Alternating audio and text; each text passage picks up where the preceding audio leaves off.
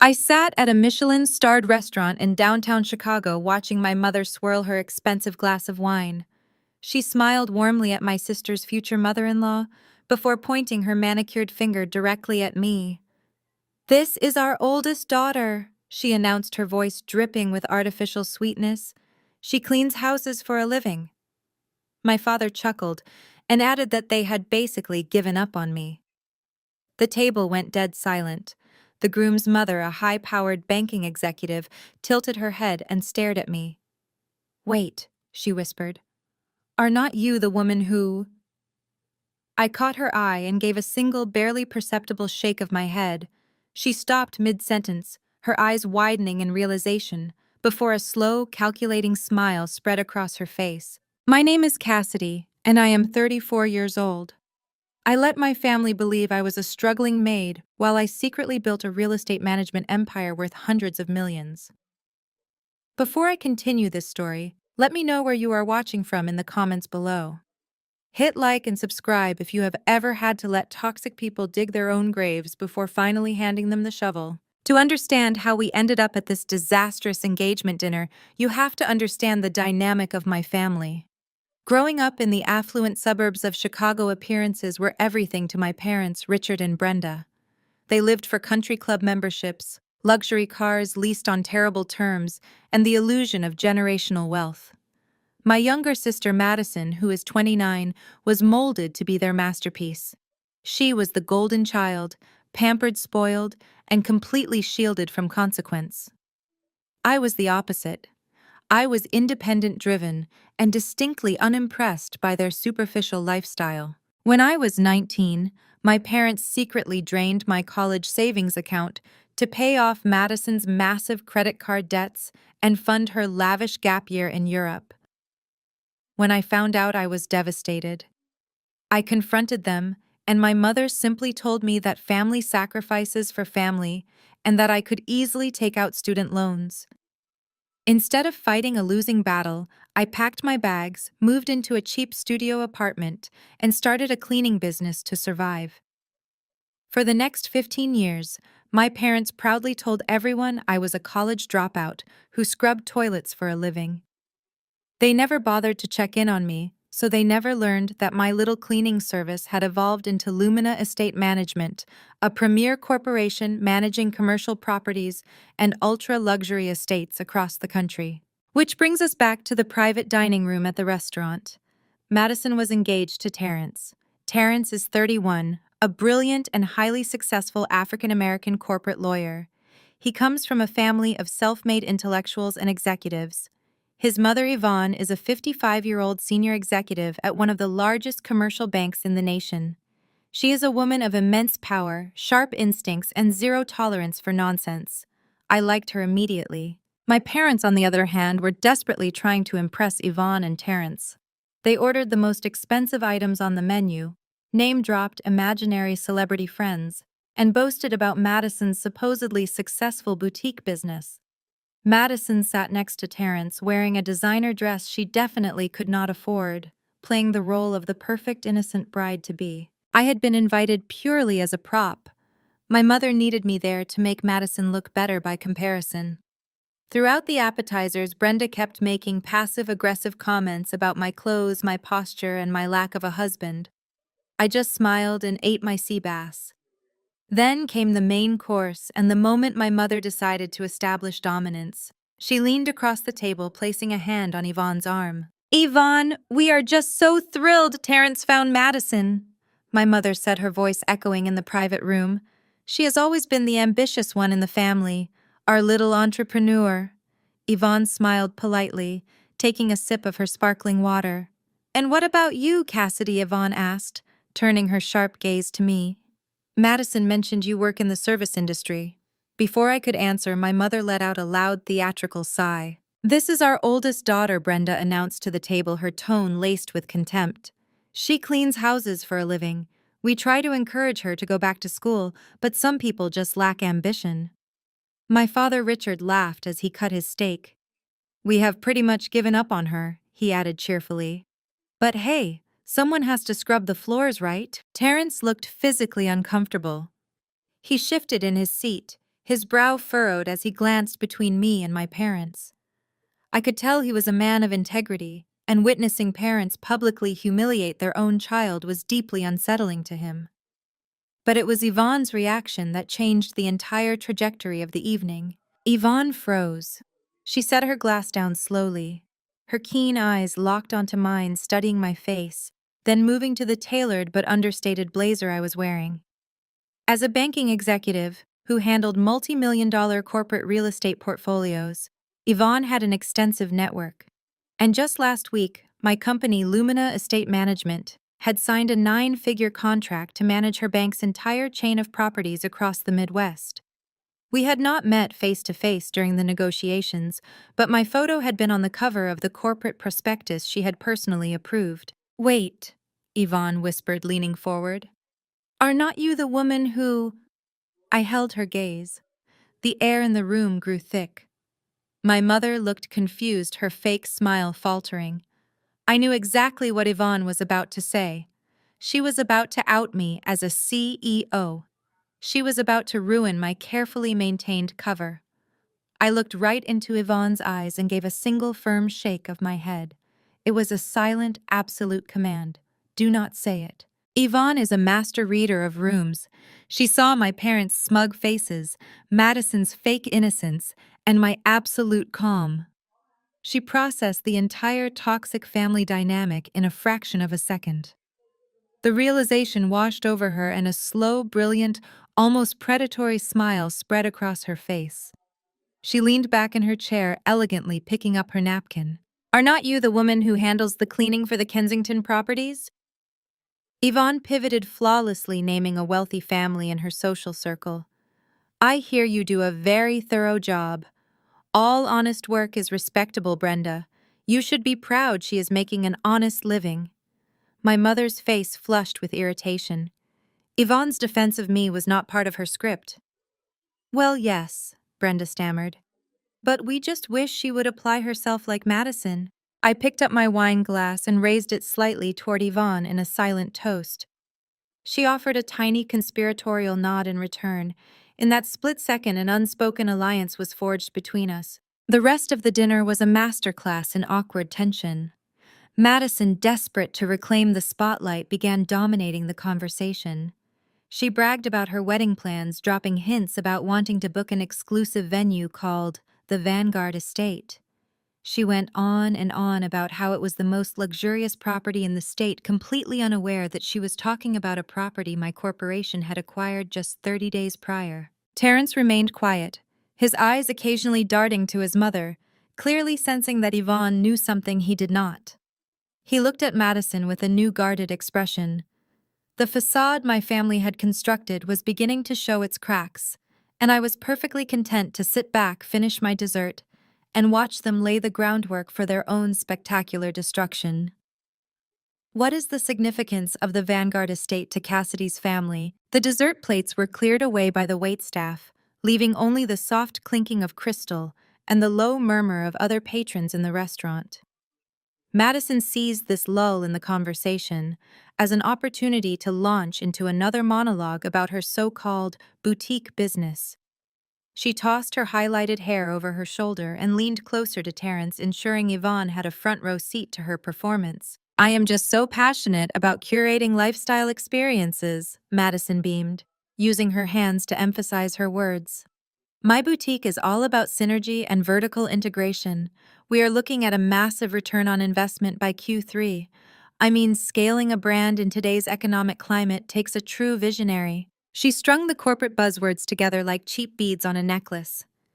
Anyone with an ounce of business acumen could tell she was reciting phrases she had skimmed from a motivational podcast without understanding their actual application. I took a slow sip of my Cabernet, keeping my face perfectly blank. I had spent 15 years building a thick skin against my family's insults. Letting them see any emotion was a victory I refused to give them. Terrence offered Madison an encouraging smile, though I could see the slight tension around his eyes. As a high-powered corporate lawyer, he navigated complex mergers and acquisitions daily. He had grown up in an affluent, highly educated African-American household where intellectual rigor was the baseline. He had to know her jargon made absolutely no sense. But he was in love, or at least in love with the version of Madison she had presented to him. A version that was rapidly unraveling under his mother's scrutiny. Yvonne was not blinded by affection. The seasoned banking executive rested her chin on her steepled fingers, her gaze sharp and analytical. She nodded politely at Madison's rambling, but her eyes kept drifting back to me. My mother, completely oblivious to the silent judgment radiating from Yvonne, decided it was the perfect time to elevate her favorite child at my expense. "It takes a very special kind of intellect to run a business," Brenda announced loudly. She reached over and patted Madison's hand. Madison has always had that drive. Unlike some people who are perfectly content scrubbing other people's baseboards for minimum wage. Richard chuckled, swirling his scotch. "Well, the world needs ditch diggers too, Brenda." Cassidy found her level. "We accept it." A heavy, suffocating awkwardness settled over the table. Terence cleared his throat, clearly appalled by the sheer cruelty of my parents' remarks. He opened his mouth, likely to change the subject or defend me, but Yvonne beat him to it. Yvonne did not look at Brenda or Richard. She ignored them entirely and directed her piercing gaze straight at me. "You know," Cassidy Yvonne began, her voice smooth and deliberate, "since you spend so much time maintaining properties, I am curious about your perspective. My bank is currently evaluating a portfolio of historic commercial buildings downtown. We are running into endless issues with structural depreciation and local zoning ordinances. It is a nightmare trying to retrofit modern HVAC systems into buildings erected in the 1920s without violating historical preservation codes. Have you ever encountered anything like that in your line of work?" My parents exchanged confused glances. They clearly thought Yvonne was mocking me, asking a lowly maid a complex real estate question. Brenda opened her mouth to apologize for my inevitable ignorance, but I did not give her the chance. I set my wine glass down and met Yvonne's eyes directly. "Historical preservation codes are certainly rigid," I replied, my tone conversational but incredibly precise. However, the city recently passed an amendment to Section 4 of the zoning regulations. If you classify the HVAC retrofitting as essential structural stabilization rather than a cosmetic upgrade, you can bypass the historical board's primary review process. Furthermore, if your bank utilizes the Federal Historic Rehabilitation Tax Credit, you can offset 20% of those retrofitting costs. The key is ensuring your contractors use ductless mini-split systems, which require minimal architectural intrusion and instantly satisfy the Preservation Committee's visual guidelines. The silence that followed was absolute. Madison stared at me, her mouth hanging slightly open. My parents looked as though I had suddenly started speaking a foreign language. They could not comprehend how the daughter they had spent a decade treating like dirt possessed that kind of specialized knowledge. Terence sat up straighter, his eyes locked on me. His lawyer instincts flared to life. He looked at my tailored suit, analyzed my calm demeanor, and processed the high-level commercial real estate advice I had just casually dropped over dessert. The confusion in his eyes slowly morphed into intense, burning curiosity. Yvonne let out a rich, genuine laugh. It was the first real emotion she had shown all evening. "Is that right?" Yvonne said, a triumphant gleam in her eyes. "Section 4, you say? I will have my legal team look into that exact loophole on Monday." That is remarkably insightful advice from someone who just cleans houses. I offered her a polite, modest smile. "You pick up a few things when you pay attention to the foundations," I replied. The silent alliance between Yvonne and me was permanently cemented in that exact moment. She knew exactly who I was. She knew I was the CEO of Lumina Estate Management. She knew I held contracts worth more than my parents could earn in 10 lifetimes. And most importantly, she knew I was biding my time, waiting for the perfect moment to strike. Brenda, furious that I had somehow managed to impress the wealthy future mother-in-law, immediately tried to regain control of the narrative. "Cassidy reads a lot of magazines while she waits for the bus," Brenda snapped, waving a hand dismissively. "Let us not get off track. Madison, tell Yvonne about the new marketing campaign you are launching next month." Madison eagerly took the lifeline, launching into another dizzying monologue about social media algorithms and influencer outreach. but the dynamic at the table had irrevocably shifted. Yvonne was no longer listening to Madison. Terrence was no longer looking at his fiancée with blind adoration. Terrence kept casting subtle, calculating glances my way. He was putting the pieces together. If my parents were lying about my intelligence and my career, what else were they lying about? If Madison was comfortable letting her family humiliate her sister, what did that say about her character? I sat back in my chair, radiating total peace. My parents thought they were using this dinner to secure a wealthy marriage for their golden child. They had no idea they had just invited a Trojan horse to the table. The evening was winding down, and I knew exactly what was coming next. The waiter was approaching our table with a black leather folder, and I could already see Madison shifting her purse, preparing to enact her signature financial disappearing act. I caught Yvonne's eye one last time. We both knew the game was on. The waiter approached our table with the posture of a man delivering a royal decree. He held a sleek black leather folder, the kind that always signaled an astronomical total at establishments like this. We had dined on imported Wagyu beef, rare white truffles, and vintage champagne that my father had insisted on ordering to impress his future son-in-law. I knew the menu well. I also knew that the final tally would easily exceed $4,000.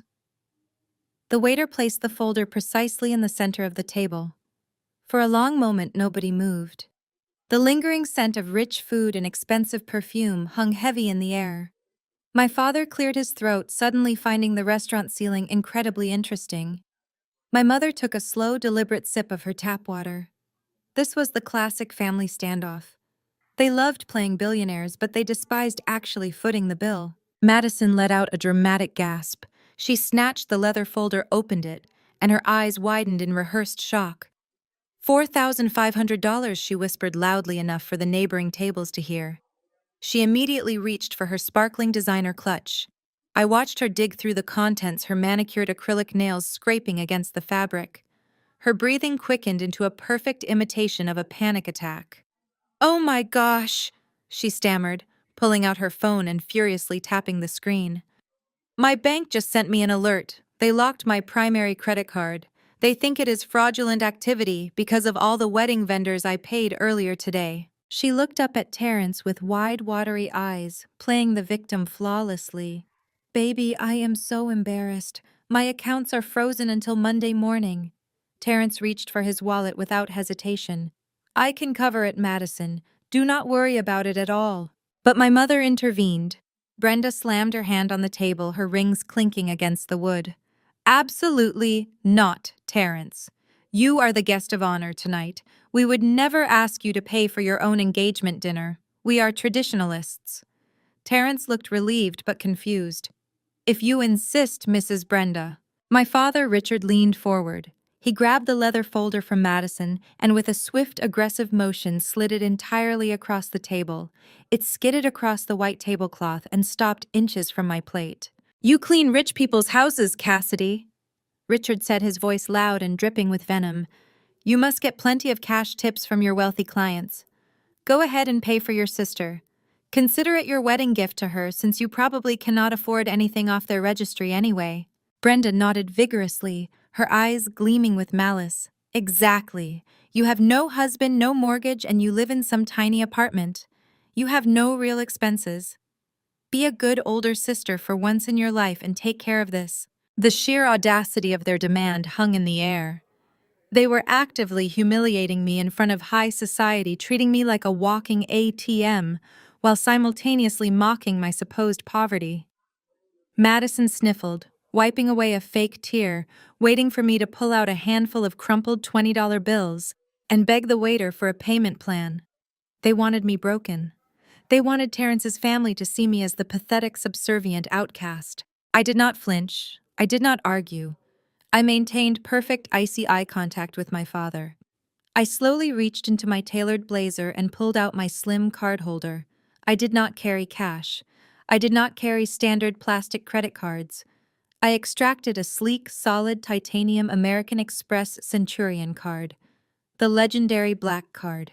It is an invite-only card reserved exclusively for ultra-high net worth individuals who spend millions annually. It is heavy, cold, and unmistakable. I placed the card on top of the bill inside the leather folder.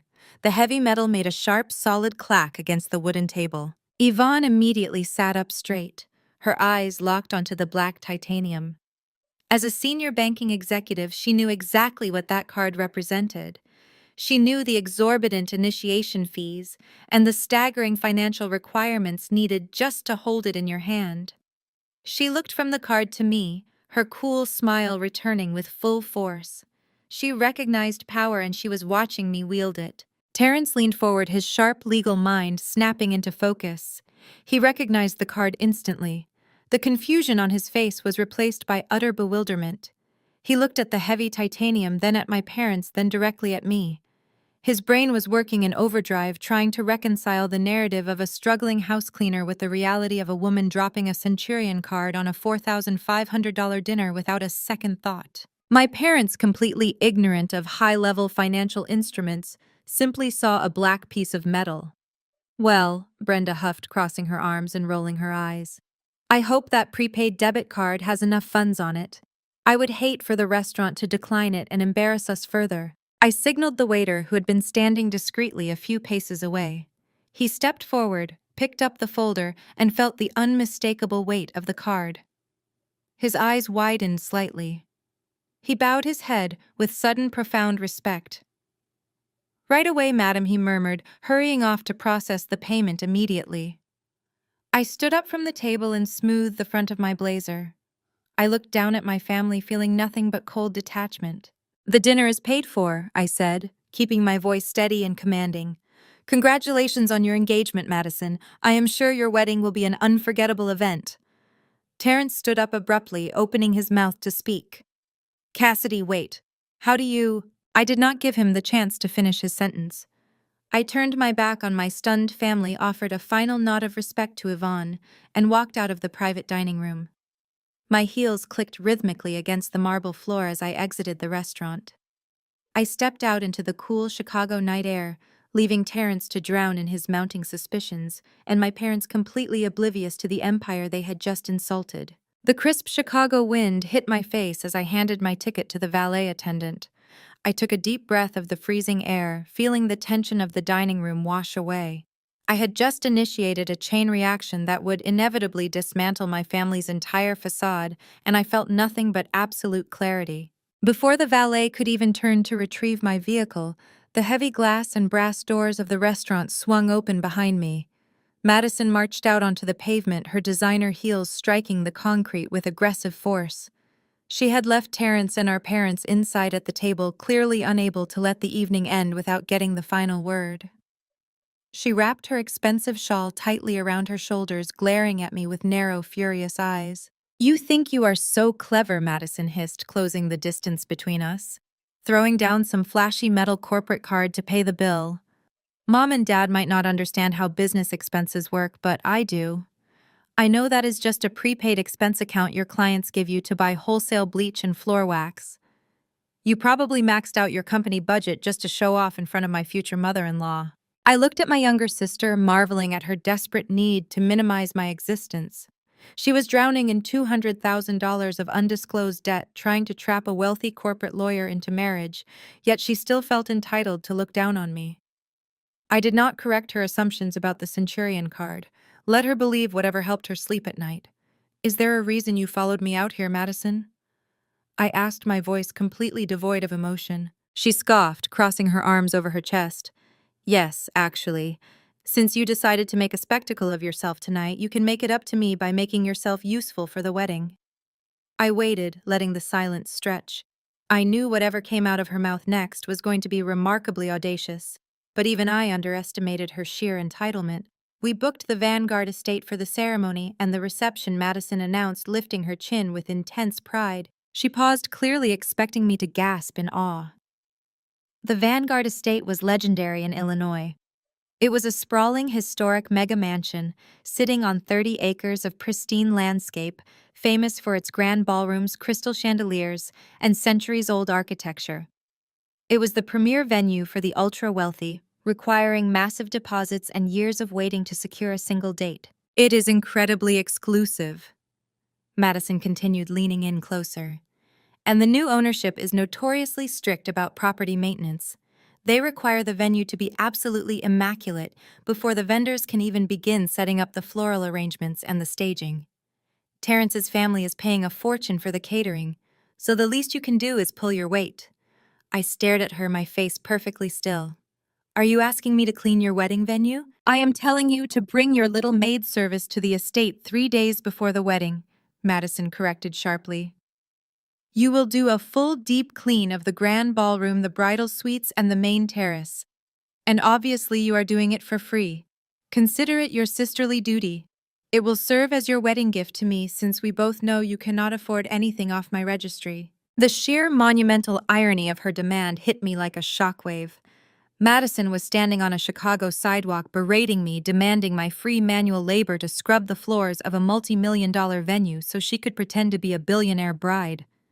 She had absolutely no idea. She did not know that 30 days ago my corporation, Lumina Estate Management, had executed a hostile takeover of the hospitality group that previously managed that exact property.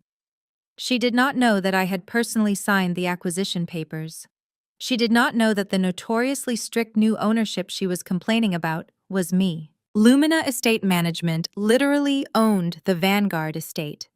I owned the ballroom she wanted to dance in. I owned the bridal suite she planned to get dressed in. I owned the very ground she was planning to walk on. I looked at my sister, whose face was twisted in a demanding, arrogant sneer. A brilliant, chilling strategy began to form in my mind. If I refused, she would run back to our parents crying about how unsupportive I was.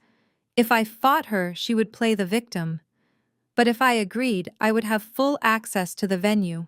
I would have total control over the chessboard. A slow, eerie smile spread across my face. It was the kind of smile that usually made my corporate rivals sweat, but Madison was too self-absorbed to recognize the danger. You are absolutely right, Madison, I said, my voice smooth as silk. Family is important.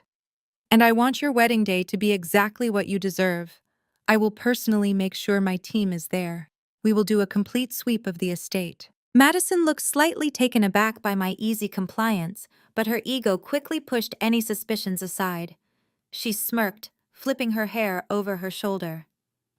See, that wasn't so hard, she said condescendingly. Make sure you use the service entrance at the back of the property. I do not want Terrence's family seeing my sister hauling trash bags around. You are just there to clean up Cassidy. Stay out of sight. I will be entirely out of sight, I promised softly, until the perfect moment. The valet pulled up to the curb. He stepped out of a sleek custom black Porsche Panamera, leaving the engine purring. Madison frowned, staring at the high-performance luxury vehicle, clearly trying to compute how a cleaning lady had access to such a machine. She opened her mouth to ask, likely assuming I had stolen a client's car for the night. I did not give her the satisfaction of an answer. I handed the valet a crisp $100 bill, slid into the driver's seat, and closed the door. I rolled down the tinted window just a fraction. I will see you at the Vanguard Estate, Madison. I promise you it will be a day you never forget. I rolled the window up, shifted the car into gear, and pulled away from the curb. I left her standing alone on the pavement, shivering in the cold. As I drove through the glittering city streets toward my penthouse, my mind shifted from defense to offense. Madison thought she had just bullied a maid into free labor. She did not know she had just handed the keys to her entire facade directly to the executioner. My parents had stolen from me, belittled me, and used me for decades. Now they were going to walk willingly into a trap built of their own vanity inside a fortress that I owned. The game was finally set. The morning sun poured through the floor-to-ceiling windows of my corner office on the 40th floor of Lumina Estate Management headquarters. I sat behind my polished obsidian desk, reviewing the final acquisition and transition documents for the Vanguard estate. The takeover was complete, the property was secured under my corporate umbrella, and my security teams were already actively monitoring the grounds. Everything was operating with flawless precision. Then my private cell phone buzzed. I glanced at the glowing screen. The caller ID displayed my mother's name. Brenda rarely called me unless she needed someone to degrade or something to extract. I took a slow sip of my black coffee, pressed the answer button, and placed the phone on speaker. I need your social security number and a digital signature sent to my email immediately, Brenda barked, entirely bypassing a hello. I leaned back in my ergonomic leather chair, my eyes scanning a multi-million-dollar vendor contract on my monitor. Good morning to you too, Mother.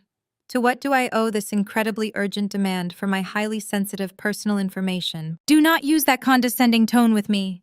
Brenda snapped, the sound of rustling fabric and background chatter echoing through the speaker. Madison found her dream wedding dress.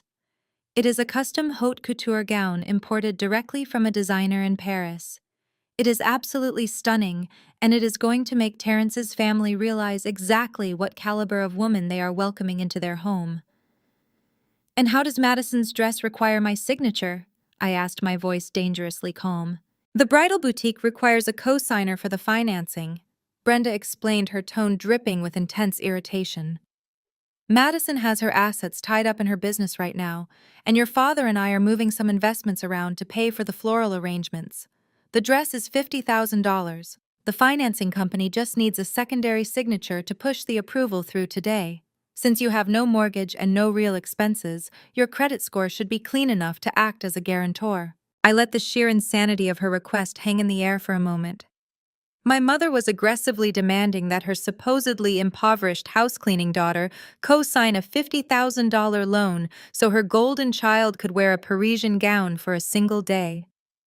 The financial delusion of my family was truly staggering. I will not be signing any financing documents, Mother, I replied evenly.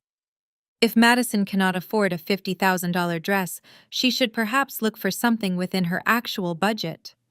The line went dead silent for a fraction of a second before Brenda exploded. You selfish, ungrateful brat, Brenda shrieked, her voice echoing shrilly in my spacious office. You owe your sister. After you dropped out of college, you became a burden. We had to suffer the embarrassment of telling all our friends that our eldest daughter was a failure who scrubbed toilets. This is the absolute least you can do to repay us for the shame you caused this family. I stopped reading my contracts. I placed my pen down on the desk. The cold, calculated executive part of my brain locked entirely into focus. I did not drop out, I said, my voice dropping an octave, slicing through her hysterical shouting like a razor. I was administratively withdrawn because my tuition checks bounced. You simply could not handle the academic pressure, Brenda scoffed, attempting to rewrite history the way she always did. Do not gaslight me, Mother. We both know exactly what happened. I countered, my tone, leaving absolutely no room for debate. I had a partial academic scholarship. I relied on the college trust fund that my grandparents legally left in my name to cover my housing, my textbooks, and the remaining tuition. But when I went to the bank during my sophomore year to pay my university fees, the account was empty. I paused, letting the reality of her crime breathe. You and Richard forged my signature, I continued coldly, laying out the facts. You illegally bypassed the trust restrictions and drained $80,000 from my account. You stole my college fund to pay off the catastrophic credit card debts Madison racked up during her freshman year. You drained my future to buy her a luxury SUV so she would not look poor in front of her sorority sisters. You left me with $0 in eviction notice from my dorm and a massive tuition debt I could not pay. That is why I was forced to clean houses. I had to scrub biohazards off floors just to buy groceries while you paraded Madison around the country club.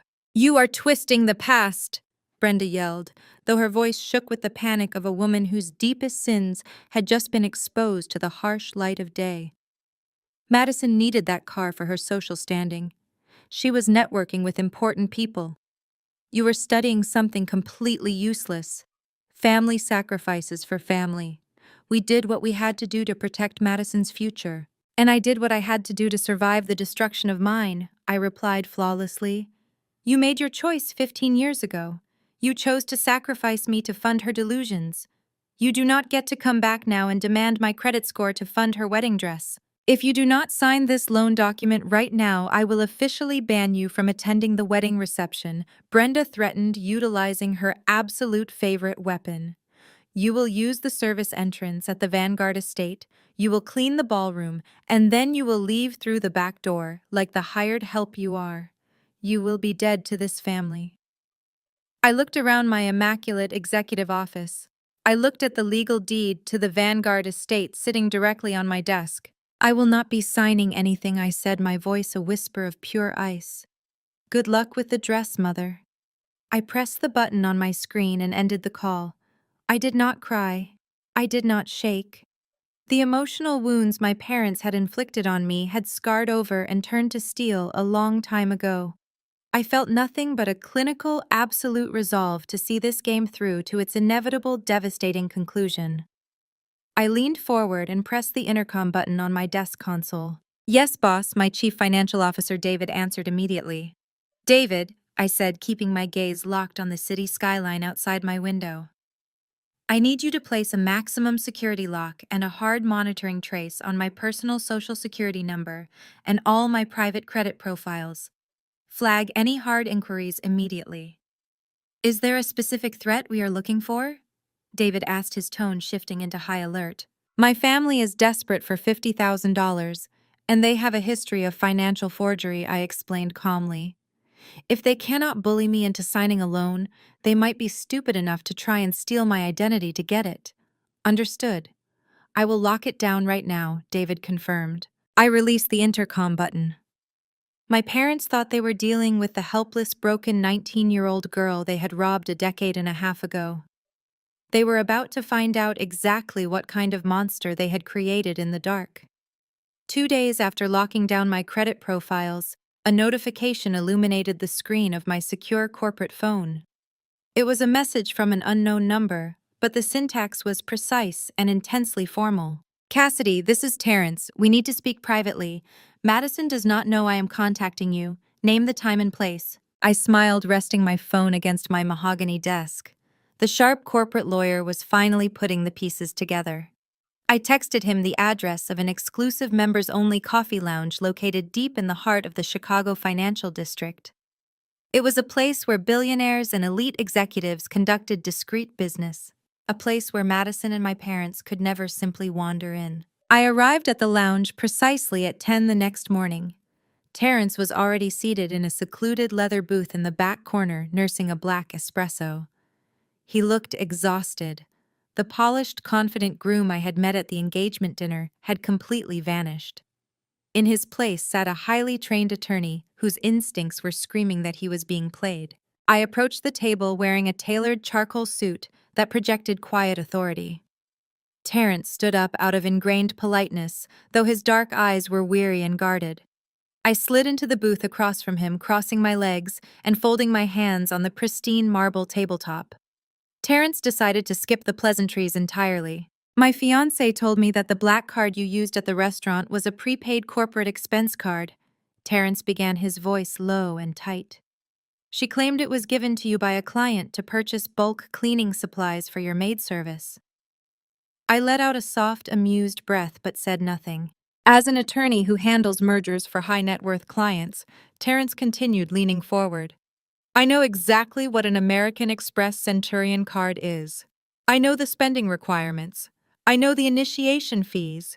You do not get one by scrubbing baseboards, Cassidy. I kept my expression perfectly neutral. You are very observant, Terrence. Terrence dragged a hand down his face, frustration bleeding through his professional facade. Your parents treat you with absolute contempt. Madison talks about you like you are a stray dog she pities.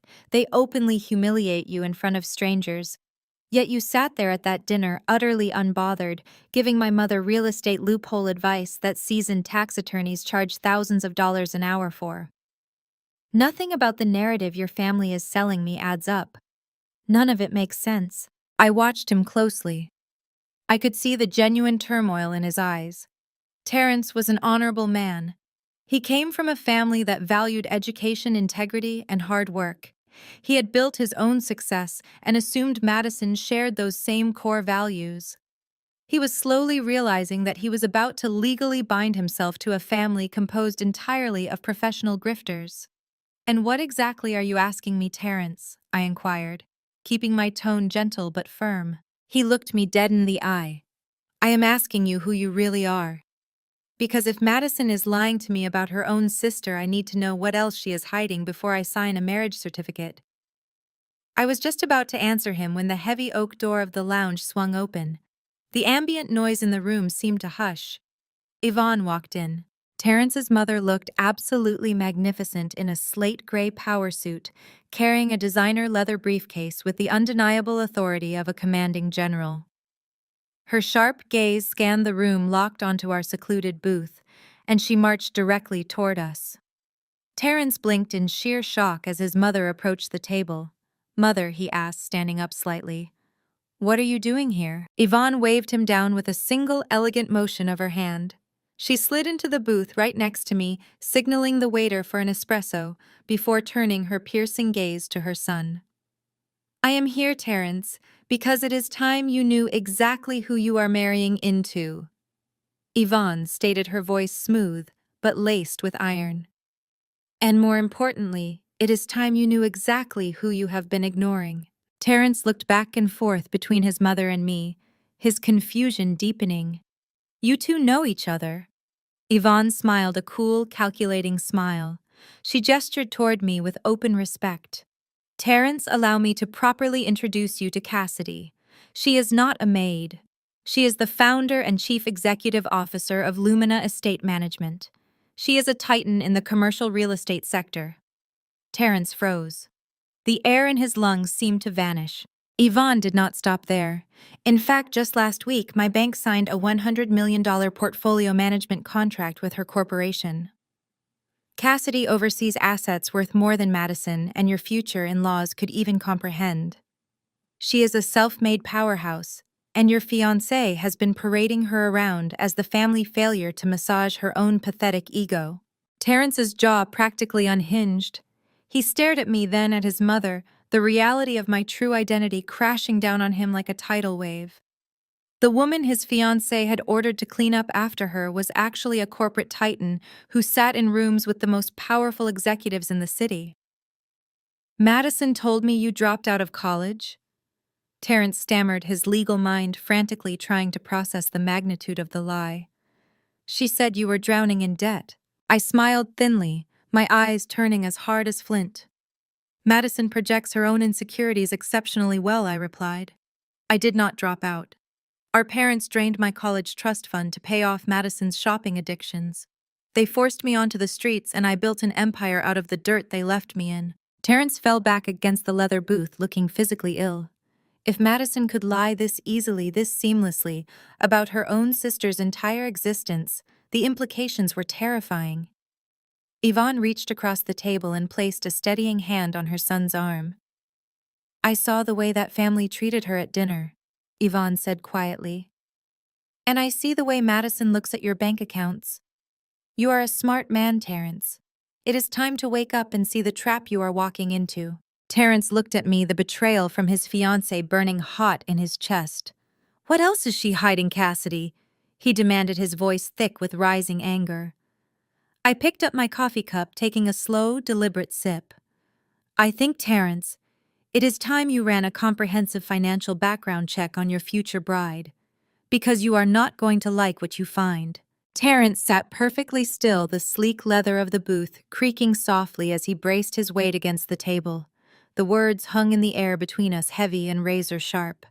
I had just told him to run a financial background check on his future bride, and the sheer certainty in my voice left absolutely no room for doubt. He looked at his mother. Yvonne simply took a slow sip of her espresso and offered a single confirming nod. The illusion Terrence had been living in shattered completely.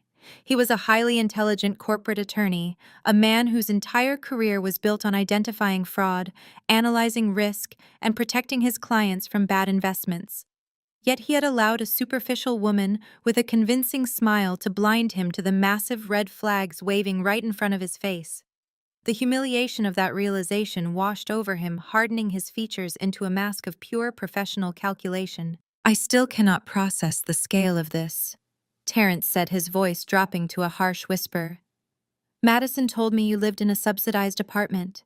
She told me you cleaned up biohazards and hoarder houses because you had no other marketable skills. She spun this entire tragic narrative about how much it broke her heart to see her older sister fail so spectacularly. Yvonne set her cup down with a sharp clink against the saucer. She spun a narrative to elevate herself, Terence. It is a classic diversion tactic. If everyone is busy looking at the supposed failure in the room, nobody is looking at the actual fraud. Cassidy does not clean properties. She acquires them, revitalizes them, and controls them. Yvonne leaned forward, addressing her son with the commanding tone of a senior banking executive. You need to understand the magnitude of the woman sitting across from you. When my bank put out a call for bids to manage our commercial real estate portfolio, we received proposals from the largest global firms in the country. Cassidy completely dismantled her competition. Her corporation, Lumina Estate Management, came in with a strategic infrastructure plan that saved us 20% in projected operational costs. We did not hand her a $100 million contract out of charity. We gave it to her because she is a ruthless, brilliant operator. Terence stared at me, the final pieces of the puzzle clicking into place. He looked at the impeccable tailoring of my charcoal suit, the confident posture I held, and the absolute lack of intimidation I showed in the face of his mother's immense power. It all made terrifying sense now. You sat there at the restaurant, Terence muttered, running a hand over his jaw. You sat there while your father told me they had given up on you. You let them hand you a $4,500 dinner bill, like you were their personal servant. Why did you not say anything? Why did you not crush them right then and there? Because premature execution is sloppy, I replied, my voice cool and measured. If I had thrown my net worth in their faces at that table, they would have instantly played the victims. My mother would have cried. My father would have accused me of hoarding wealth while the family struggled. Madison would have twisted the story to make me look like a cruel, arrogant tyrant. I have spent 15 years building my empire in the shadows, Terence.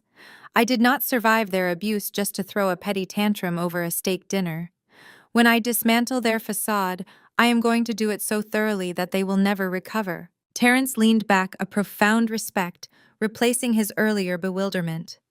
The lovesick groom was entirely gone now. The sharp, predatory corporate lawyer was fully awake. It is starting to make sense, Terence said, his eyes narrowing as he analyzed the recent past. The constant pressure for a lavish wedding. The rush to secure the most expensive venues and caterers. Madison insisted that we combine our finances early to streamline the wedding payments. She claimed her boutique business had its capital tied up in overseas inventory.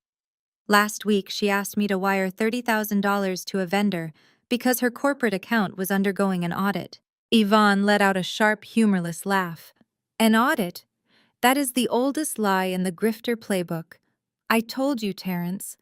I have survived 30 years in commercial banking by spotting bad investments from a mile away. Madison is a walking liability. Her parents are enablers.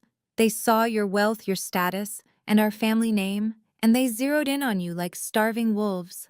Terence clenched his jaw. He looked sick, but underneath the disgust was a cold, simmering fury. He had been played, and a man of his intellect did not take kindly to being used as a financial stepping stone.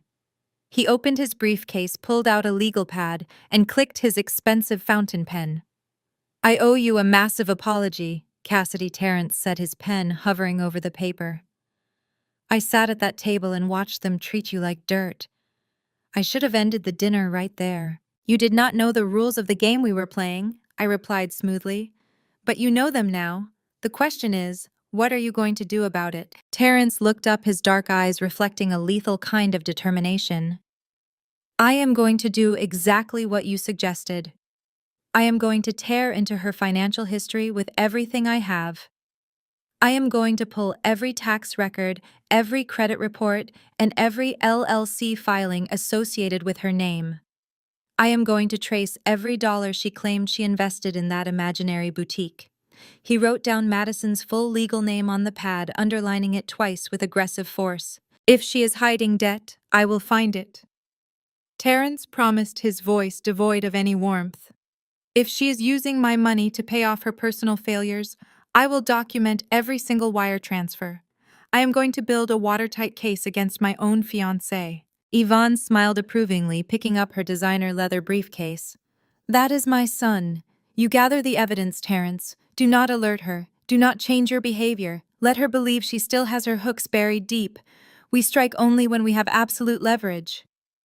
Yvonne turned her sharp gaze to me, her expression conveying profound mutual respect. It has been an absolute pleasure doing business with you, Cassidy. I have a feeling the next few weeks are going to be incredibly entertaining. The pleasure is all mine, Yvonne, I replied, offering a slight nod. Terrence stood up, sliding his legal pad back into his briefcase. He looked at me one last time, the alliance between us completely solidified. I will call you as soon as I have the financial reports, Terrence said. Thank you for waking me up, Cassidy. I watched him walk out of the private coffee lounge, his posture rigid with righteous anger. The trap was officially set. My sister thought she had secured a golden ticket to a life of endless luxury. She thought she could use her wealthy husband to fund her delusions while keeping her brilliant, successful sister locked in the basement of their family narrative. She was about to find out that the man she was trying to con was joining forces with the very sister she loved to humiliate. I signaled the waiter for the check, placed a crisp $100 bill on the marble table, and walked out into the bustling Chicago morning. The empire was finally stepping out of the shadows, and my family was entirely unprepared for the sheer force of the collision that was coming their way. Terrence walked into the towering glass and steel high-rise that housed his corporate law firm, his mind operating with the lethal precision of a guided missile. He bypassed his assistant with a brief nod, stepped into his corner office, and firmly locked the heavy oak door behind him. He dropped his briefcase onto his desk, stripped off his suit jacket, and rolled up his sleeves. The loving, supportive fiancé had vanished entirely. Sitting behind that desk was a ruthless litigator preparing to dissect a hostile entity.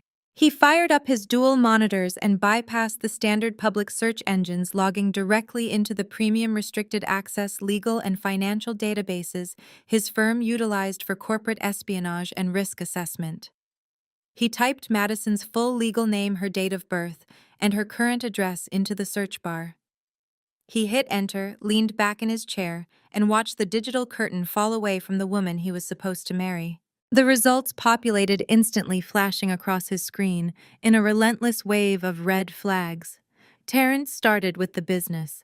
Madison had spent the last 2 years boasting about her luxury lifestyle brand, claiming it was expanding across the Midwest. Terrence pulled up the Illinois Secretary of State Business Registry and searched for her limited liability company. The status flashed on the screen in glaring capital letters.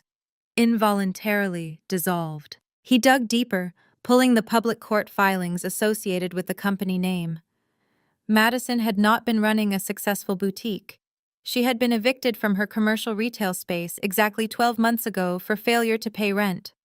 There was a default judgment against her for $40,000 in back rent and damages. The state had placed a tax lien on the business for unpaid sales taxes. The company she had just spent 20 minutes bragging about to his mother, claiming it was looking at a massive return on investment by the third quarter, had been legally dead for a year. Terrence felt a cold knot form in his stomach, but he did not stop. He switched tabs, moving from her corporate failures to her personal financial footprint. He executed a soft pull on her credit history, utilizing a property management background check portal he had access to. The personal debt profile was staggering. It was not just bad financial management. It was a catastrophic high-speed collision of vanity and delusion. Madison was drowning in exactly $214,000 of unsecured high-interest debt. Terrence scrolled through the itemized list, his jaw tight. There were 3 maxed-out platinum credit cards. There were multiple personal loans taken out from subprime lenders with toxic interest rates. She was currently in collections for outstanding balances at luxury cosmetic dermatologists, high-end automotive leasing companies, and exclusive country clubs. She had been financing a millionaire lifestyle on predatory credit, using borrowed money to buy designer clothes, expensive dinners, and the illusion of success. The reality hit Terrence with the force of a freight train. He was not her partner. He was her bailout package. He opened his personal banking application on his secure phone, his hands moving mechanically. He navigated to the joint checking account he had recently opened with Madison to manage the incoming wedding expenses. He reviewed the transaction history from the past 45 days. Last week, Madison had asked him to deposit $30,000, claiming she needed to secure the deposit for a prestigious European floral designer whose corporate accounts were allegedly under audit. Terrence traced the routing number of the outgoing wire transfer. The money had not gone to a florist in Paris. It had gone directly to a high-risk collection agency based in Delaware, covering a settlement on one of her defaulted personal loans. He scrolled further down. $15,000 earmarked for customized wedding invitations and luxury catering deposits had been wired directly into a joint checking account owned by Richard and Brenda. Madison was actively draining his wealth to pay off her hidden debts and fund her parents' fraudulent lifestyle. Her entire family was completely broke, and they were using his hard-earned money to keep their heads above water. Terrence stared at the screen, the magnitude of the betrayal burning in his chest. He came from a family of proud, self-made African-American intellectuals who had fought for every ounce of their wealth and standing. His mother had shattered glass ceilings in the banking industry. He had worked 80-hour weeks to make partner at his firm. And this family of arrogant, superficial grifters thought they could use him as their personal bank, while simultaneously treating his brilliant self-made future sister-in-law like common trash. He picked up his phone and dialed my private number. I answered on the second ring, sitting comfortably in my own executive office across the city. "The boutique has been dead for a year," Terrence stated, his voice a low, dangerous rumble. "She is $200,000 in the red. She is siphoning the wedding funds to pay off collection agencies and funneling cash directly to your parents." I leaned back in my leather chair, staring out at the Chicago skyline. "You verified the wire transfers." "Every single one," Terrence confirmed, his tone devoid of any lingering affection. "My mother was right. You were right. The entire marriage is a financial rescue operation. They found a mark with a heavy bank account and a good family name, and they sunk their teeth in." "What is your next move, Terrence?" I asked calmly. I could hear the sound of him closing his laptop, the sharp click echoing over the line. "If I cancel the wedding now, she plays the victim. She runs crying to her social circle, claims, 'I got cold feet,' and your parents sweep their crimes under the rug to find the next target. I am not letting them walk away with their dignity intact. I am going to let them put on their expensive suits. I am going to let them invite every high society connection they have. And then I am going to drop the guillotine in front of everyone." I smiled, a genuine feeling of profound respect settling over me. "Then we stick to the plan. You play the loving groom. I will continue to play the invisible maid. Let them get comfortable. Let them feel invincible. I will see you on the battlefield." Cassidy, Terrence said, his voice hard as steel. He ended the call. That evening, Terrence walked into the luxury condominium he shared with Madison. She was sitting on the velvet sofa, sipping a glass of imported wine, scrolling through digital fabric swatches for bridesmaid dresses. She looked up and beamed at him, playing the role of the adoring, innocent fiancé to absolute perfection.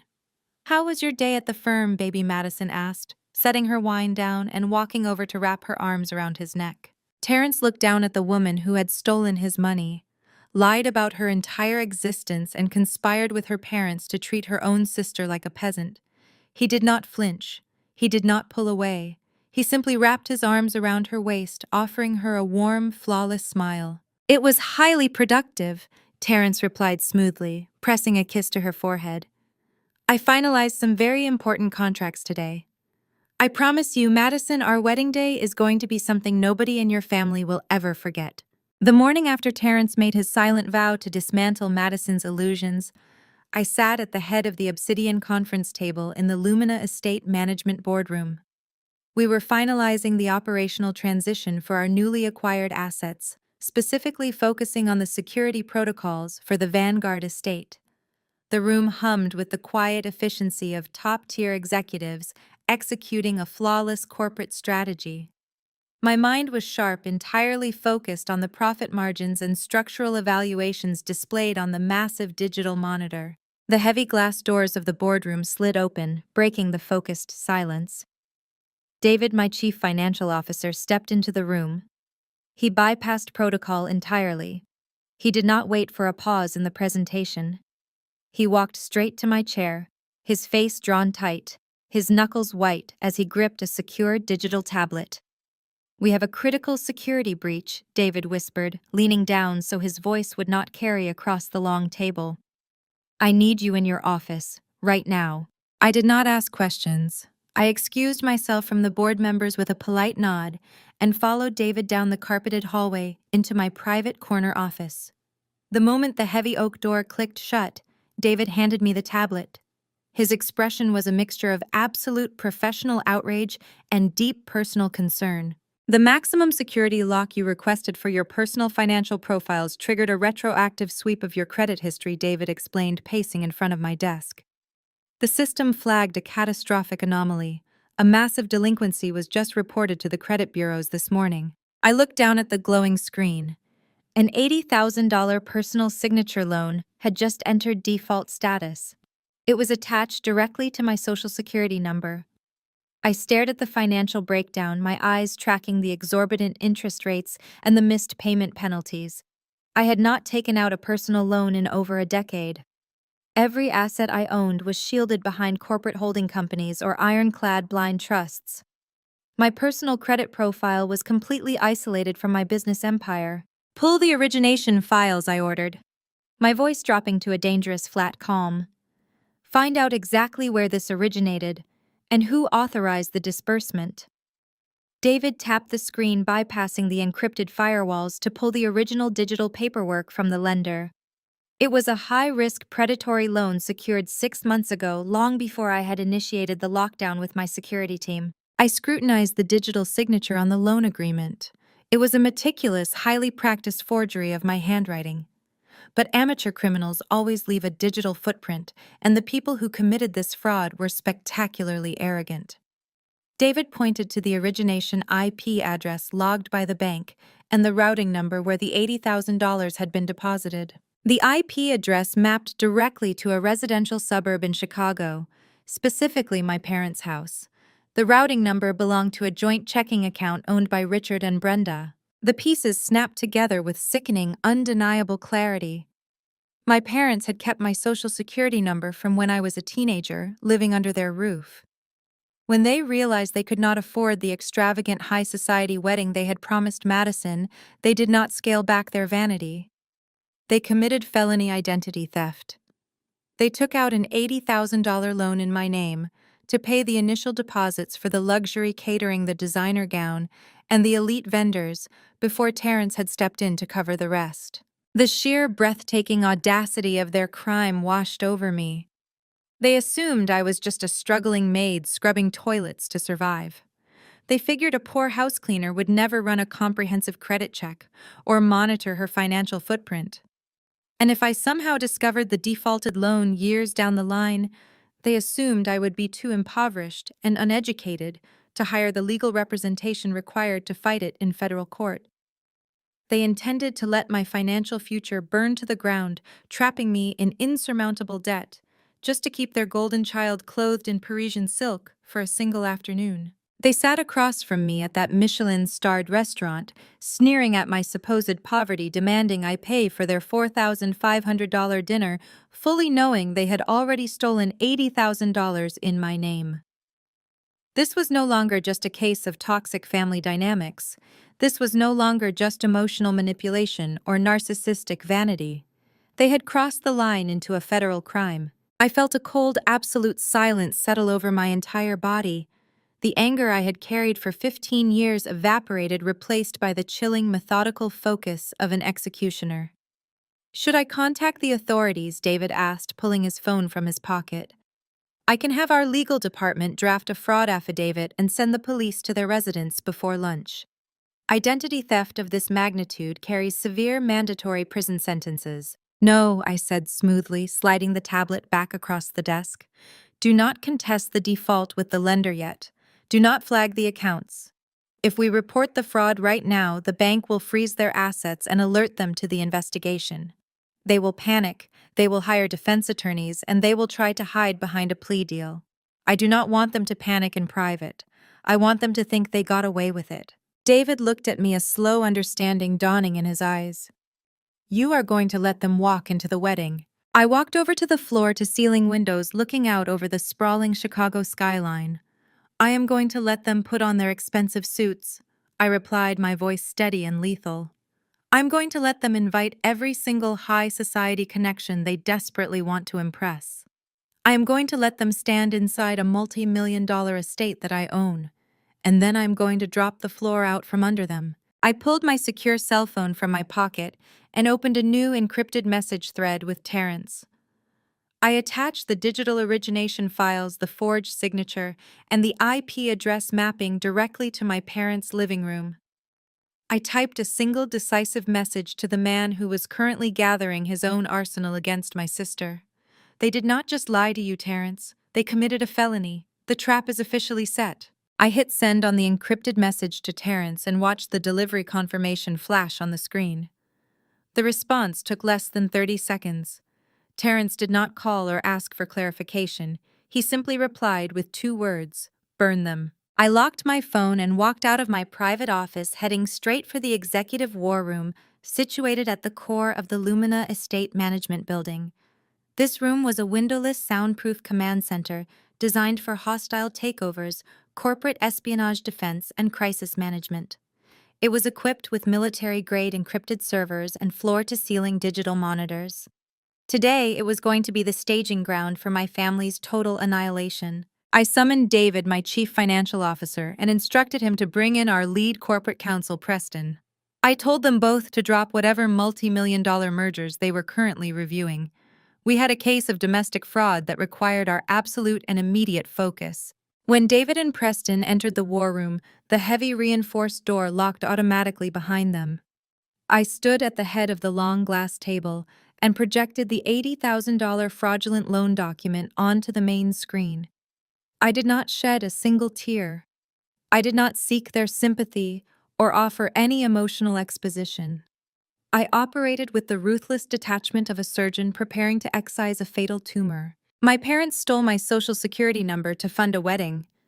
I stated, my voice echoing coldly in the cavernous room. They committed federal identity theft. I want every single digital fingerprint they left behind completely uncovered and documented by the end of the hour. Preston, a sharp and unforgiving litigator who had destroyed rival corporations for me in the past, did not even blink. He opened his laptop and immediately deployed our cybersecurity analysts. The predatory lender had authorized the initial signature online. Our team utilized back-channel legal software to subpoena the exact digital footprint of the loan origination. Within 20 minutes, the data populated on the main screen. Our analysts traced the originating IP address directly to the router registered at my parents' suburban Chicago address. They went a step further and pinpointed the specific device MAC address. It was Richard's desktop computer. The same computer my father used to manage his superficial country club memberships and complain about his taxes had been used to commit a federal felony against his own daughter. Next, I turned my attention to the forged electronic signature and the scanned physical documents submitted to the bank. Preston brought a forensic handwriting expert into the war room via a secure video link. We pulled up public records of my mother's handwriting from her various charity committee applications and country club event sign-up sheets. The expert confirmed within minutes that the loops and pressure points on the fraudulent loan application perfectly matched Brenda's distinct, overly flourished cursive. She had not even bothered to disguise her handwriting properly. She was so blinded by her own arrogance, so utterly convinced that I was a helpless, uneducated maid, that she assumed nobody would ever investigate the paperwork. But we needed the final nail in the coffin. A purely digital trail was not enough for the spectacle I was planning. The loan terms had required a physical notarization of secondary identity documents at a local branch of the lending institution. Using Preston's extensive legal leverage and a rapidly filed preservation order, We acquired the security camera footage from the bank lobby on the exact date and time the loan was finalized. I stood with my arms crossed, watching the high-definition video play on the war room monitor. There they were. Richard and Brenda walked into the bank wearing their usual tailored country club attire, looking completely relaxed and unbothered. Brenda handed a manila folder of documents to the loan officer. The high-resolution camera clearly captured the contents as she laid them on the desk. My old faded Social Security card, which she had kept hidden in a safe for 15 years, was sitting right there on the counter. I watched my parents smile warmly, shake hands with the bank manager, and walk out of the glass doors, having successfully stolen $80,000 to fund Madison's fake billionaire wedding. Watching my own flesh and blood cheerfully ruin my financial identity did not break my heart. It simply hardened my resolve into solid diamond. They felt absolutely no remorse. They believed I existed solely to be discarded and consumed for their benefit. Preston compiled the IP logs, the forensic handwriting analysis, the bank transaction records, and the high-definition security footage into a single devastating legal binder. He placed the heavy leather binder on the glass table in front of me. "If we hand this over to the district attorney right now," Preston advised, his tone strictly professional, "Richard and Brenda will be arrested by nightfall. The evidence is irrefutable. They will face mandatory minimums for identity theft and wire fraud." I placed my hand flat on the leather binder. "I am not handing this to the police today, Preston. If they are arrested quietly in their home, they will hire defense attorneys, negotiate a plea deal in secret, and lie to their high society friends about what happened. They will spin a narrative where they are the victims of a misunderstanding. I refuse to give them that luxury." David looked at me, a grim smile forming on his face. "You want maximum casualties." "I want a public execution," I corrected smoothly.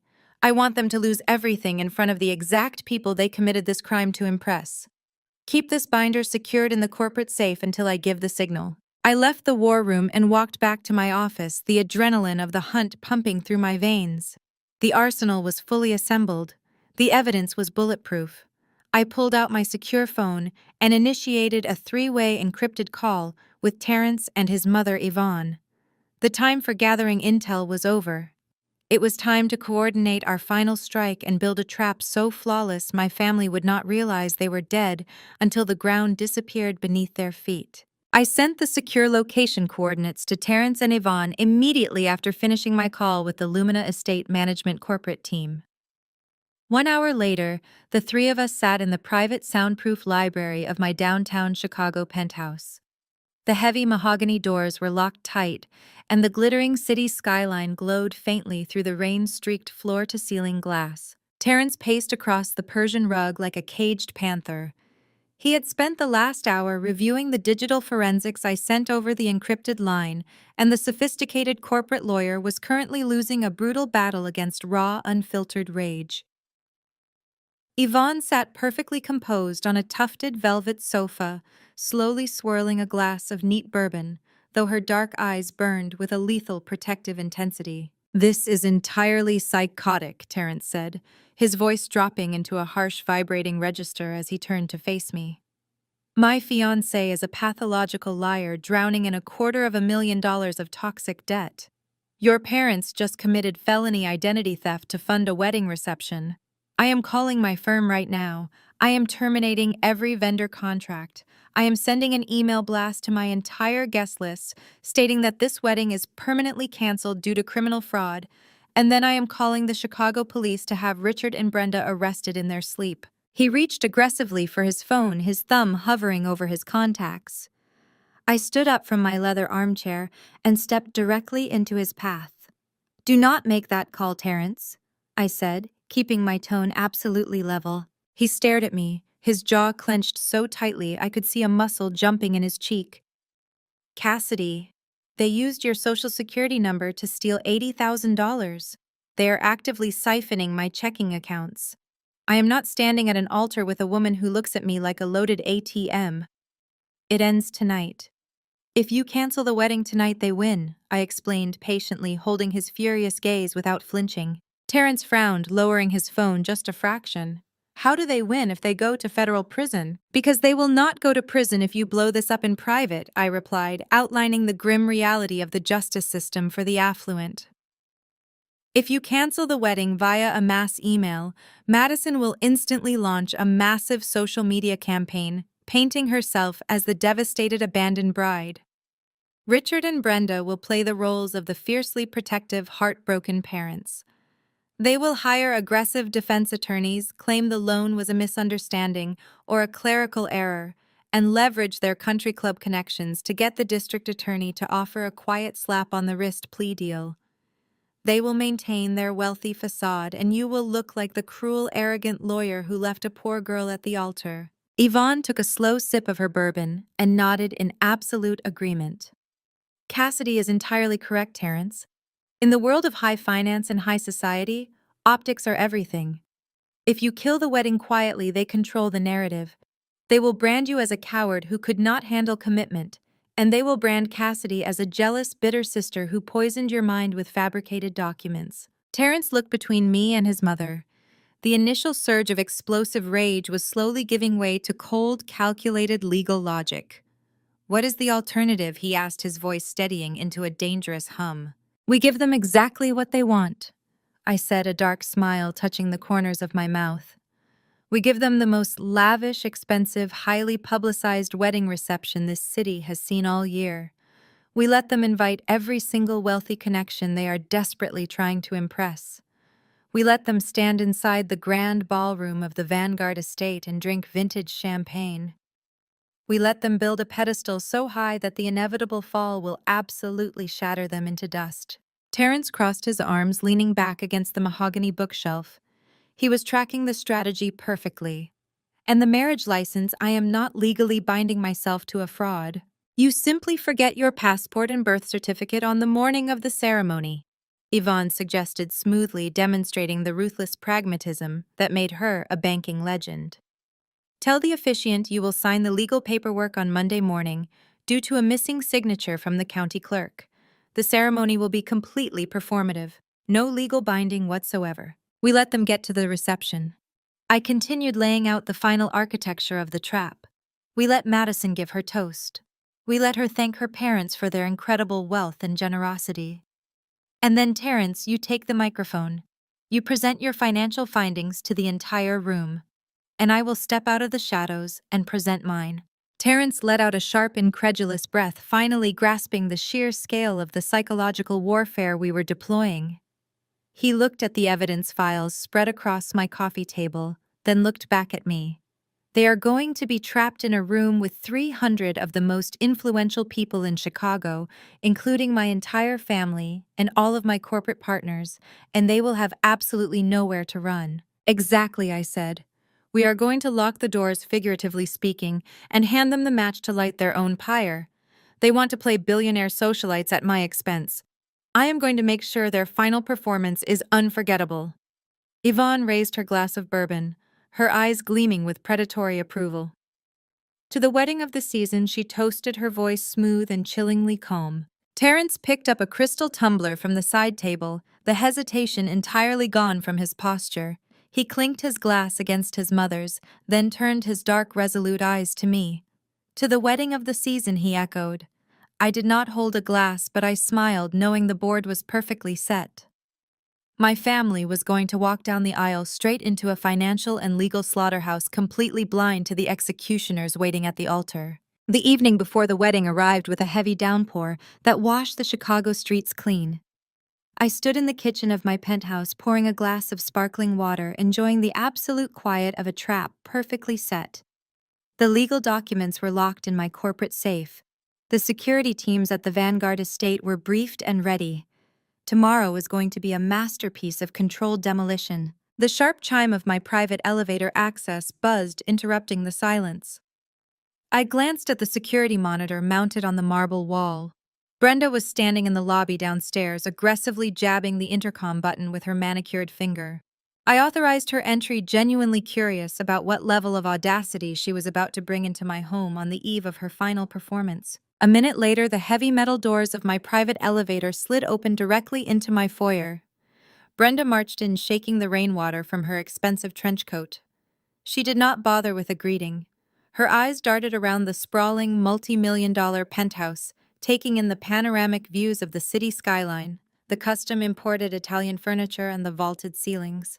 Instead of recognizing the sheer wealth required to live in a property like this, her mind immediately constructed a narrative that fit her delusions. "You must have incredible luck finding a sublet like this," Brenda said, her voice echoing in the grand space as she kicked off her wet shoes. "Or the actual owner must be desperate for a house sitter to keep the dust off. Just make sure you do not damage any of this furniture, Cassidy. You certainly cannot afford to replace it on a cleaner's salary." I leaned against the kitchen island, taking a slow sip of my water. "It is a very secure arrangement, Mother.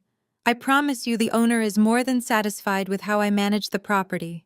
Brenda waved her hand dismissively, completely uninterested in my living situation. She stomped over to the kitchen island and slammed a crumpled plastic shopping bag onto the pristine quartz countertop. She looked frantic, the stress of funding a fraudulent wedding clearly taking a toll on her heavily powdered face. "I do not have time for idle chatter," Brenda snapped, digging into the plastic bag. "Tomorrow is the most important day of Madison's life. Terrence's family is flying in highly influential guests from all over the country. Corporate executives, federal judges, banking magnates. We are operating on a razor-thin margin for error, and I will not allow you to ruin our reputation." She yanked a bundle of fabric out of the bag and threw it directly at my chest. I caught it before it hit the floor. It was a cheap, stiff polyester uniform. A hideous, shapeless gray dress, complete with a white apron and a generic name tag pinned to the collar. It smelled faintly of industrial warehouse chemicals. "I want you wearing that the second you step onto the grounds of the Vanguard estate," Brenda commanded, her voice dropping into a harsh, authoritarian bark. "You will use the service entrance at the back of the property near the loading docks. You are not to interact with the catering staff, and you are absolutely forbidden from walking through the main lobby." I looked down at the scratchy polyester fabric in my hands, the visual representation of exactly how my mother viewed my existence. "You want me to wear a costume?" I noted, my tone completely flat. "It is not a costume, it is your uniform," Brenda corrected viciously. "I know you told Madison you would bring your little maid service to deep clean the venue for free. I expect the grand ballroom to be immaculate before the florists arrive at noon. But once the guests begin showing up for the ceremony, you will disappear. You will stay in the service corridors. Do not let Terrence's family see you. Do not speak to anyone. You are just there to clean up Cassidy. You are not a guest. Do you understand me?" I stared at the woman who had stolen my college fund, hijacked my social security number, and actively plotted to destroy my financial future to buy her way into high society.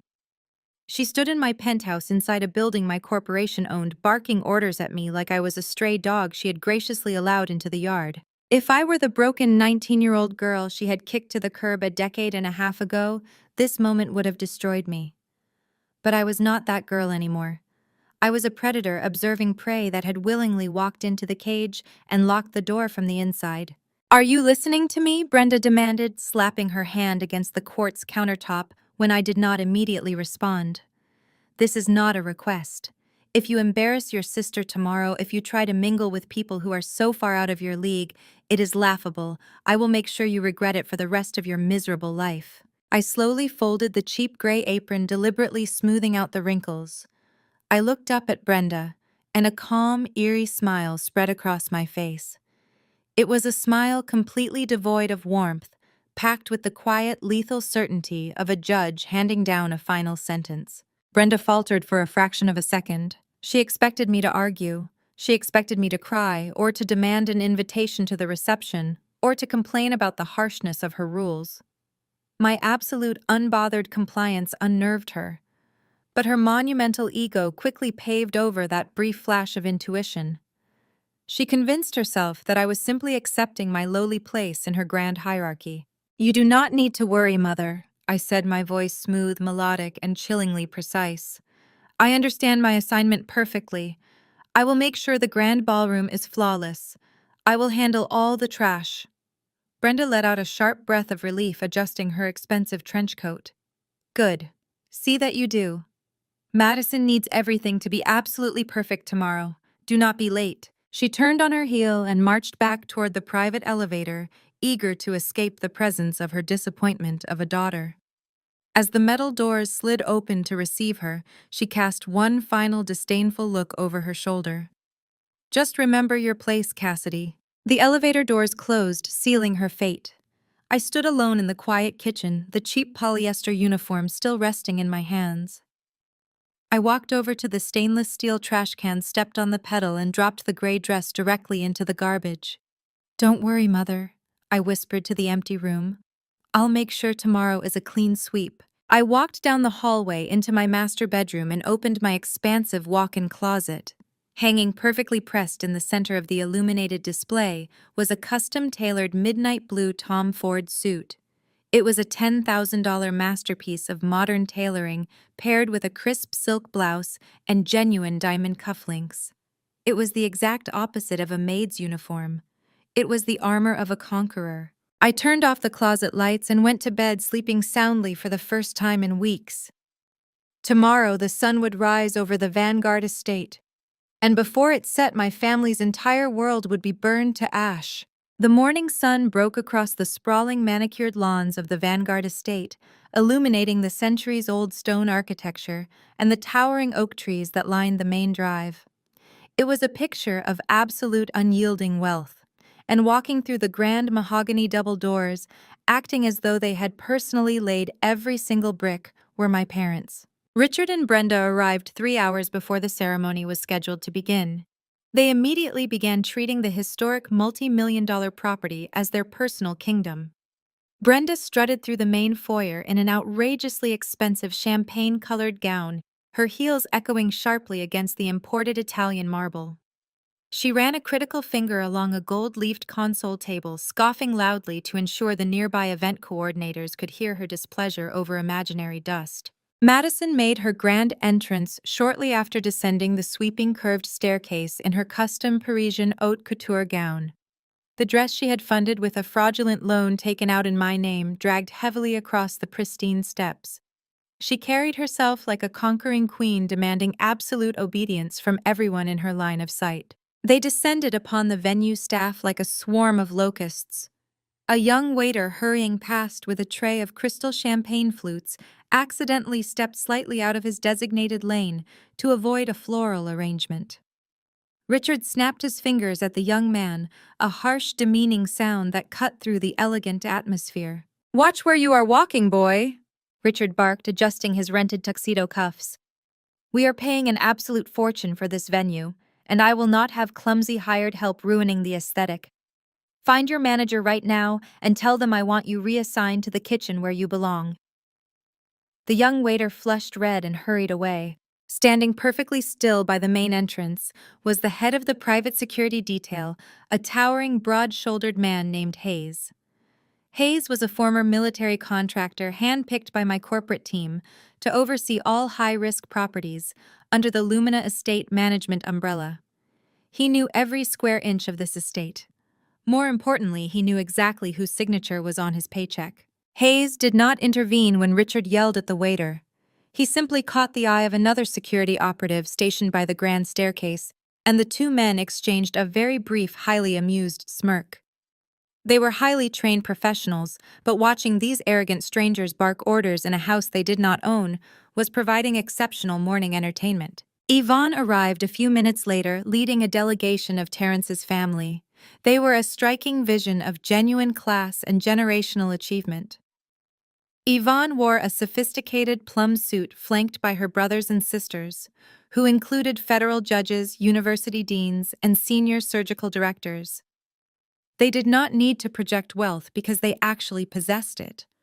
Brenda immediately locked onto them like a vulture spotting fresh prey.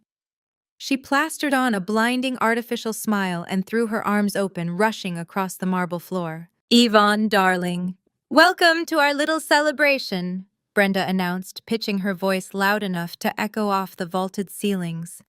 "I do hope the drive from the city was not too taxing for your relatives. We just fell in love with the Vanguard estate the moment we saw it. We told Madison that no expense should be spared for her special day. We simply demanded the absolute best venue in the state. Yvonne accepted the greeting with icy, flawless grace.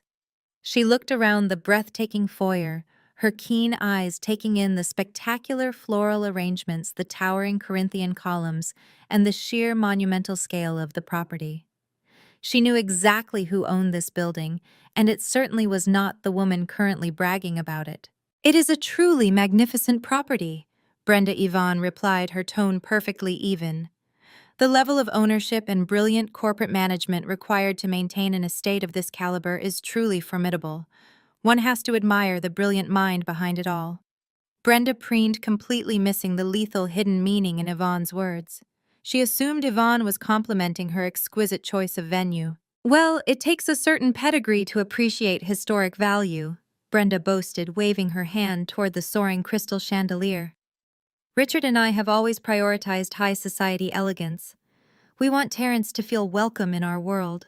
Richard puffed out his chest, stepping up beside his wife to reinforce their imaginary dominance.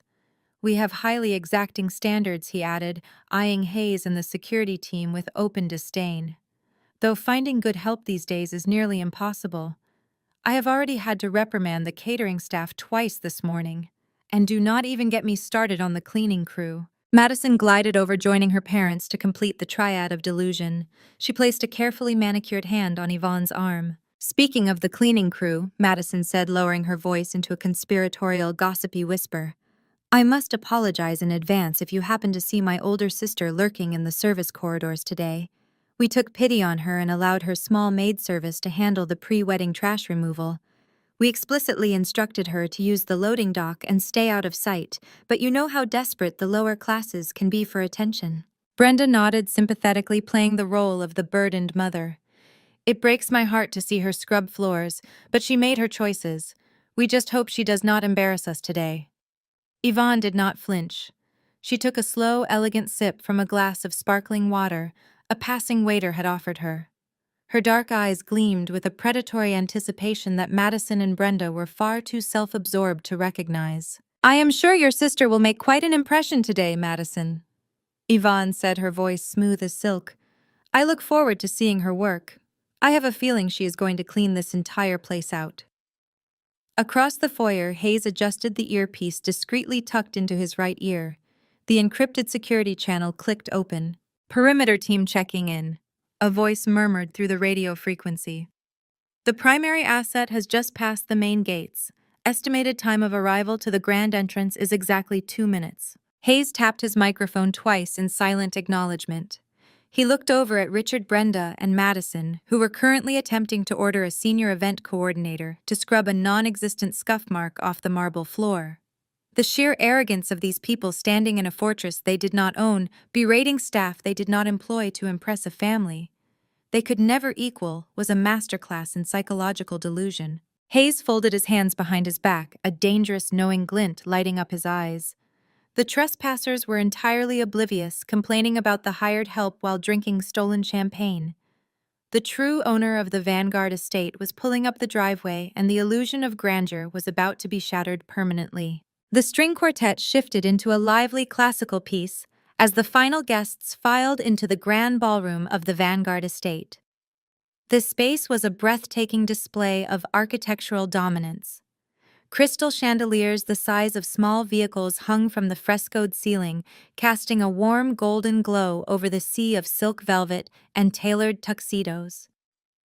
Richard and Brenda were exactly where they wanted to be, positioned near the head table, loudly taking credit for the towering white orchids and the imported linens. They were desperately trying to match the effortless grace of Terence's extended family, who mingled with the quiet confidence of people who actually belonged in these rooms. Madison sat at the center of the room, her massive Parisian gown spilling over her chair, radiating smug satisfaction. She had legally bound herself to a wealthy corporate lawyer, or so she thought, and was now preparing to bask in the admiration of Chicago's elite.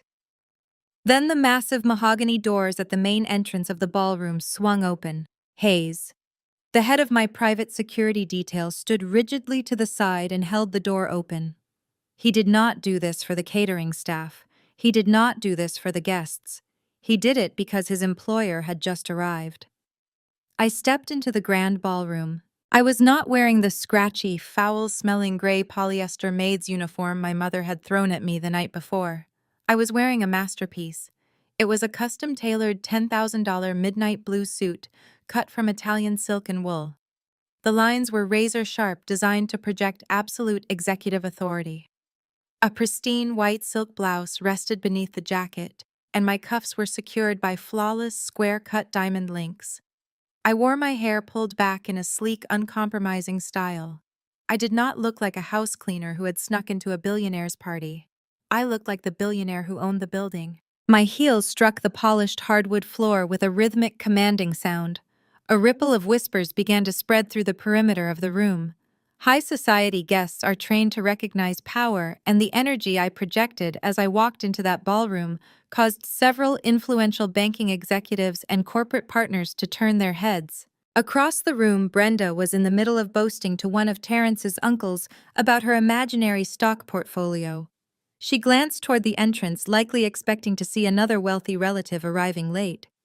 Her eyes locked onto me. The color drained from my mother's face so fast she looked physically ill. The crystal champagne flute in her hand trembled, spilling a few drops of expensive liquid onto the floor. Her mind violently rejected what she was seeing. She expected me to be hauling garbage bags through the loading dock, hiding in the shadows, scrubbing floors in a humiliating gray dress. Instead, she was looking at a woman who commanded more attention than the bride herself. Brenda abandoned Terrence's uncle without a word of excuse. She practically sprinted across the ballroom, her champagne-colored gown rustling aggressively as she navigated through the maze of round tables. Her face was twisted into a mask of pure, unadulterated panic and venomous rage. She intercepted me just as I reached the edge of the dance floor. She did not bother with a greeting.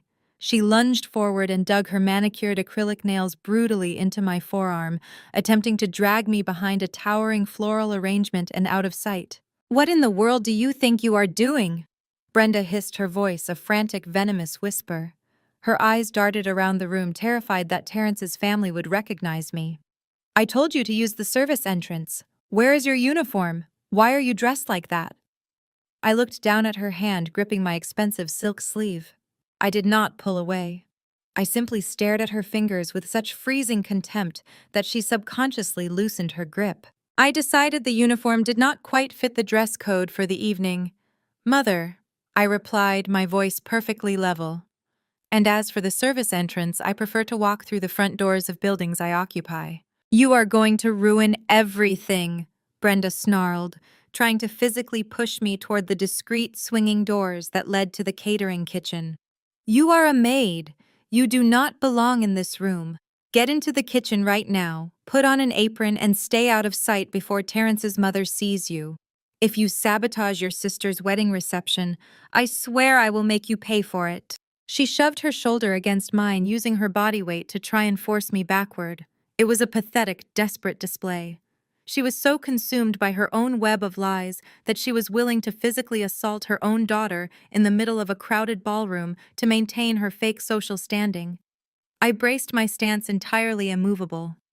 I prepared to deliver the verbal strike that would freeze her in her tracks, but I did not have to. A warm, incredibly loud and joyful voice boomed across the dance floor. "Cassidy, my goodness, you look absolutely stunning tonight." Brenda froze, her entire body locked up as if she had been struck by lightning. Yvonne strode across the polished floor, looking regal in her plum suit. Terrence's mother did not whisper. She did not try to keep a low profile. She projected her voice with the polished authority of a woman used to addressing boardrooms, ensuring that every single guest within a 50-foot radius heard her perfectly. Yvonne reached us and smoothly, deliberately pried Brenda's trembling hand off my arm. She pulled me into a warm, highly visible embrace, treating me with the exact level of profound respect reserved for esteemed peers. Brenda stood paralyzed, her mouth hung open, her eyes darting frantically between Yvonne and me. The narrative she had spent months building was collapsing right in front of her face. She had told Yvonne I was a pathetic, unambitious cleaner. Now the powerful banking executive was hugging me like an old, valued friend. "I was so worried you would be stuck at the office managing that new portfolio." Yvonne continued beaming at me while completely ignoring my mother's horrified expression. Terrence and I were just looking for you. Come with me right now. I explicitly saved a seat for you at our VIP table, right next to the groom's family. Brenda let out a strangled, breathless gasp. The VIP table. Brenda stammered, her voice shaking with sheer confusion and terror. Yvonne, there must be a mistake. Cassidy is just here to help the catering staff. She is not a guest. Yvonne turned her sharp, predatory gaze onto my mother. The warmth vanished from her face, replaced by a chilling corporate absolute. A mistake, Yvonne asked, raising one elegant eyebrow. Brenda, please do not be ridiculous. Why on earth would the chief executive officer of Lumina Estate Management be helping the catering staff? My mother stopped breathing. The music in the background seemed to fade away. Yvonne linked her arm through mine, turned her back on Brenda, and escorted me directly toward the head of the room, leaving my mother suffocating in the wreckage of her own lies. Yvonne guided me through the sea of elegantly dressed guests. We bypassed the standard seating and arrived at the focal point of the breathtaking ballroom. The groom's VIP table was draped in heavy imported silk and adorned with towering white orchids. Terrence sat at the center, flanked by his formidable family of federal judges, corporate executives, and banking magnates. When he saw me approach in my midnight blue bespoke suit, a sharp, knowing gleam entered his dark eyes. He stood up, offering me the chair directly to his left. It was a seat of high honor, placing me squarely in the center of the elite circle my parents had desperately tried to gatekeep. Across the ballroom, I watched Brenda stumble back to her assigned table. She looked as though she had been struck by a physical blow. She grabbed Richard's arm, her perfectly manicured fingers digging into his tuxedo jacket as she whispered frantically in his ear. Richard frowned, his face turning a blotchy red as he glared in my direction. He was clearly trying to comprehend how the daughter he deemed a worthless dropout had bypassed his security perimeter and infiltrated the highest tier of the guest list. The multi-course dinner proceeded with the orchestrated precision of a high-end gala. I dined on butter-poached lobster and vintage champagne, engaging in brilliant high-level corporate discussions with Terrence's uncles. They were sharp, analytical men who appreciated my insights on commercial property acquisitions. Every so often I could feel the burning weight of my parents' stares boring into the back of my head. They were trapped at the bride's family table, surrounded by people they wanted to impress entirely, unable to march over and cause a scene without ruining their own carefully crafted illusion. As the final plates were cleared away by the attentive staff, the low hum of conversation was interrupted by the sharp metallic ringing of a spoon tapping against crystal. The room fell silent. All eyes turned toward the center of the ballroom. Madison stood up. She looked radiant, wrapped in the $50,000 Parisian gown funded by the very identity theft we were about to expose. She gripped a silver microphone with both hands, her face plastered with a wide, blindingly artificial smile. She had reached the moment she craved above all else. She had a captive audience of Chicago's wealthiest elites ready to listen to her carefully constructed narrative. Thank you all for being here to celebrate this magnificent union. Madison began, her voice echoing perfectly through the state-of-the-art acoustic system. She paused, tilting her head slightly, making sure the hired videographers had the perfect angle of her flawless profile. I want to start by thanking my incredible parents, Richard and Brenda. Madison turned toward them, placing a delicate hand over her heart.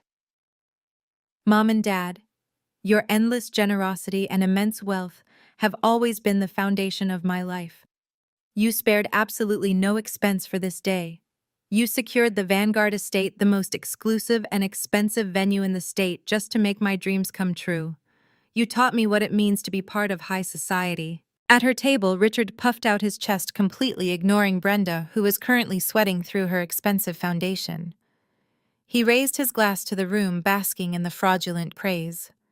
He actually believed he was the master of his domain, entirely unaware that he was standing on a trapdoor I had personally installed. Madison then turned her attention to Terrence. She looked down at him with an expression of manufactured adoration. And to my brilliant, handsome husband, Terrence, tonight, we are joining two powerhouse families. We are merging two legacies of success and affluence.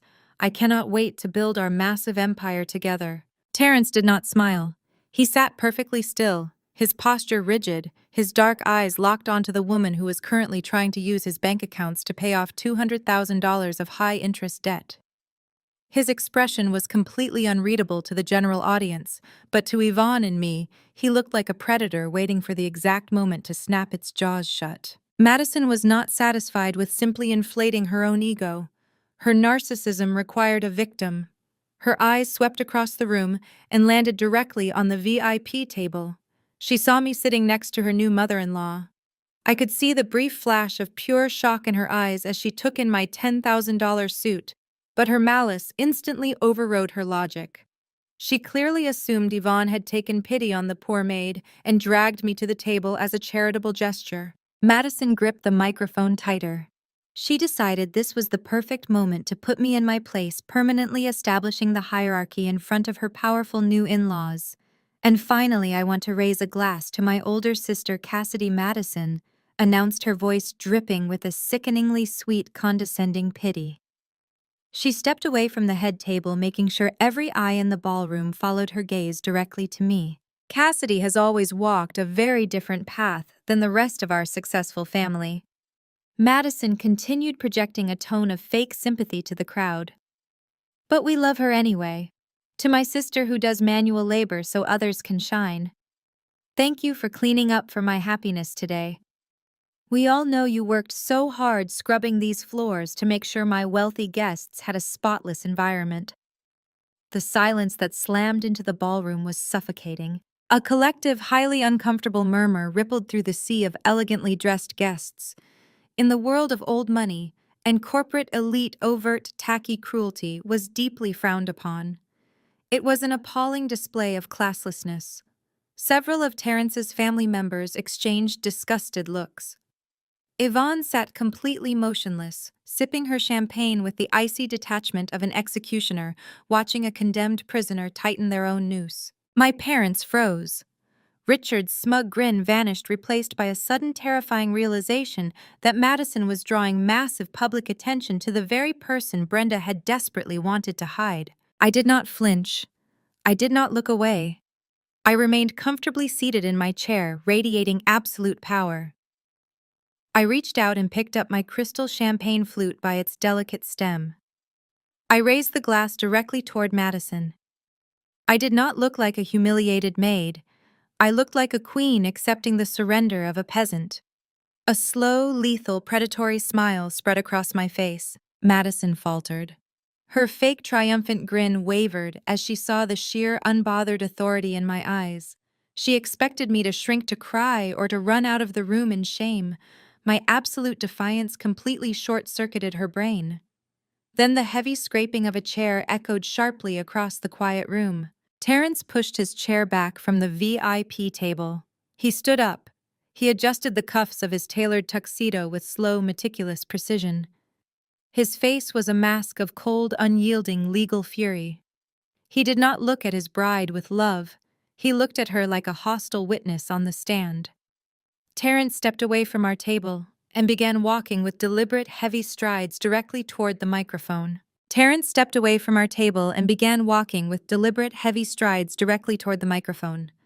The sharp click of his polished dress shoes against the hardwood floor sounded like the ticking of a metronome counting down to 0. Madison watched him approach with a beaming, radiant smile. She was completely intoxicated by her own performance. She assumed he was coming to stand by her side, to drape an arm around her waist, and to publicly echo her arrogant sentiments. She held the silver microphone out to him, her eyes shining with absolute delusion. Terrence reached out, but he did not pull her into an embrace. He took the microphone from her hand with a smooth, clinical motion. He stepped one pace away from her, creating a distinct, chilling physical barrier between them. The entire grand ballroom held its collective breath. 300 elite guests waited in pin-drop silence for the groom to deliver his toast. Terrence looked out over the sea of faces. His gaze swept past the bewildered expressions of Richard and Brenda, past the inquisitive stares of his corporate colleagues, and landed briefly on me. I gave him a single infinitesimal nod of authorization. The prosecution was ready to deliver its closing argument. Madison is right about one thing, Terrence began, his voice echoing through the massive state-of-the-art acoustic system. The tone he used was not the warm, nervous timbre of a man deeply in love. It was the deadpan, absolute zero frequency of a litigator dissecting a hostile witness on the stand. Honesty in a family is key. Transparency is the only foundation upon which a true partnership can be built. Madison beamed even wider, nodding enthusiastically at the crowd, completely blind to the guillotine blade rushing down toward her neck. That is exactly why Terrence continued, his voice hardening into solid steel. I cannot marry a woman hiding $200,000 in high-interest debt. The smile vanished from Madison's face as if it had been wiped away by acid. A loud collective gasp ripped through the ballroom. The clinking of silverware stopped entirely. Several of Yvonne's banking colleagues sat up perfectly straight, their professional instincts instantly engaged. Terrence did not pause to let the shock settle.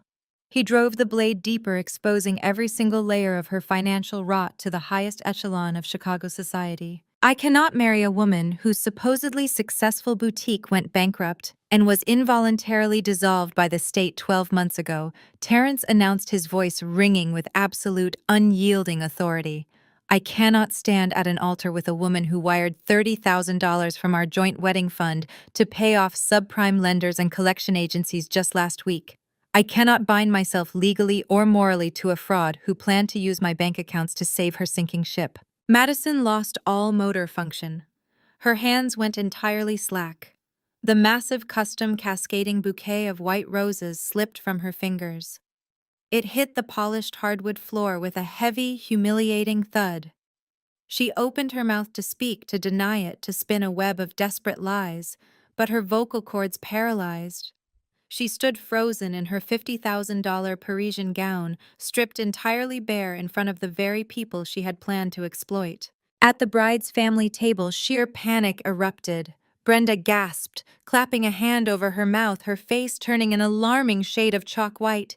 Richard shot up from his chair, his face flushing a dangerous dark crimson. Terrence, what is the meaning of this? Richard bellowed, his voice cracking with panicked outrage. This is an inappropriate joke. You are embarrassing my daughter. Hand the microphone back right now. Terrence slowly turned his body, locking his dark, furious eyes directly onto my father. The sheer force of his glare stopped Richard dead in his tracks. Terrence was not a man you yelled at. He was a man who sent corporate titans to federal prison for a living. I am not making a joke, Richard, Terrence replied, his voice dropping into a lethal, vibrating register that commanded absolute silence in the room. And my financial investigation into your daughter was just the beginning of what I discovered this week. Terrence stepped closer to the edge of the stage, towering over my parents' table like a judge delivering a final inescapable sentence. And I definitely cannot marry into a family that steals their eldest daughter's social security number to illegally fund this very reception, Terrence declared. The ballroom erupted into a chaotic symphony of shocked murmurs and stifled gasps. Yvonne sat back in her chair, a look of profound, elegant satisfaction resting on her features. I simply crossed my legs and watched my family burn. Richard stumbled backward, his knees hitting his chair. Brenda began to hyperventilate, clutching her pearl necklace as the walls of her fabricated reality caved in. Let me be perfectly clear with everyone in this room, Terrence continued, making sure the acoustics carried his voice to the furthest corners of the estate. Every single white orchid on these tables, the imported silk linens, the vintage champagne in your glasses, and the custom gown the bride is currently wearing, was paid for with a federal felony. He pointed a long accusatory finger directly at Richard and Brenda. 2 days ago, these people executed an $80,000 fraudulent loan using the stolen identity of the very daughter they just publicly mocked. They assumed they could commit wire fraud from the comfort of their suburban living room and let her take the financial ruin. They thought they were clever. They thought they were untouchable. Madison was sobbing now, heavy, ugly tears ruining her expensive, professionally applied makeup. She reached out her hands, trembling as she tried to grab Terrence's tuxedo sleeve. Terrence, baby, please, she choked out her voice, a pathetic, high-pitched whine. You do not understand. My parents just wanted everything to be perfect for us. We can explain. Terence stepped back smoothly, looking at her outstretched hand with absolute revulsion. He did not yell. He did not raise his voice. He delivered his final strike with the chilling, detached precision of a man who had completely severed all emotional ties. There is nothing to explain, Madison Terence said, his voice ringing with terrifying finality. I am a corporate attorney. I do not marry liabilities. I do not marry felons. And I absolutely do not marry women who treat their own blood like dirt just to elevate their own pathetic egos. He turned his back on her.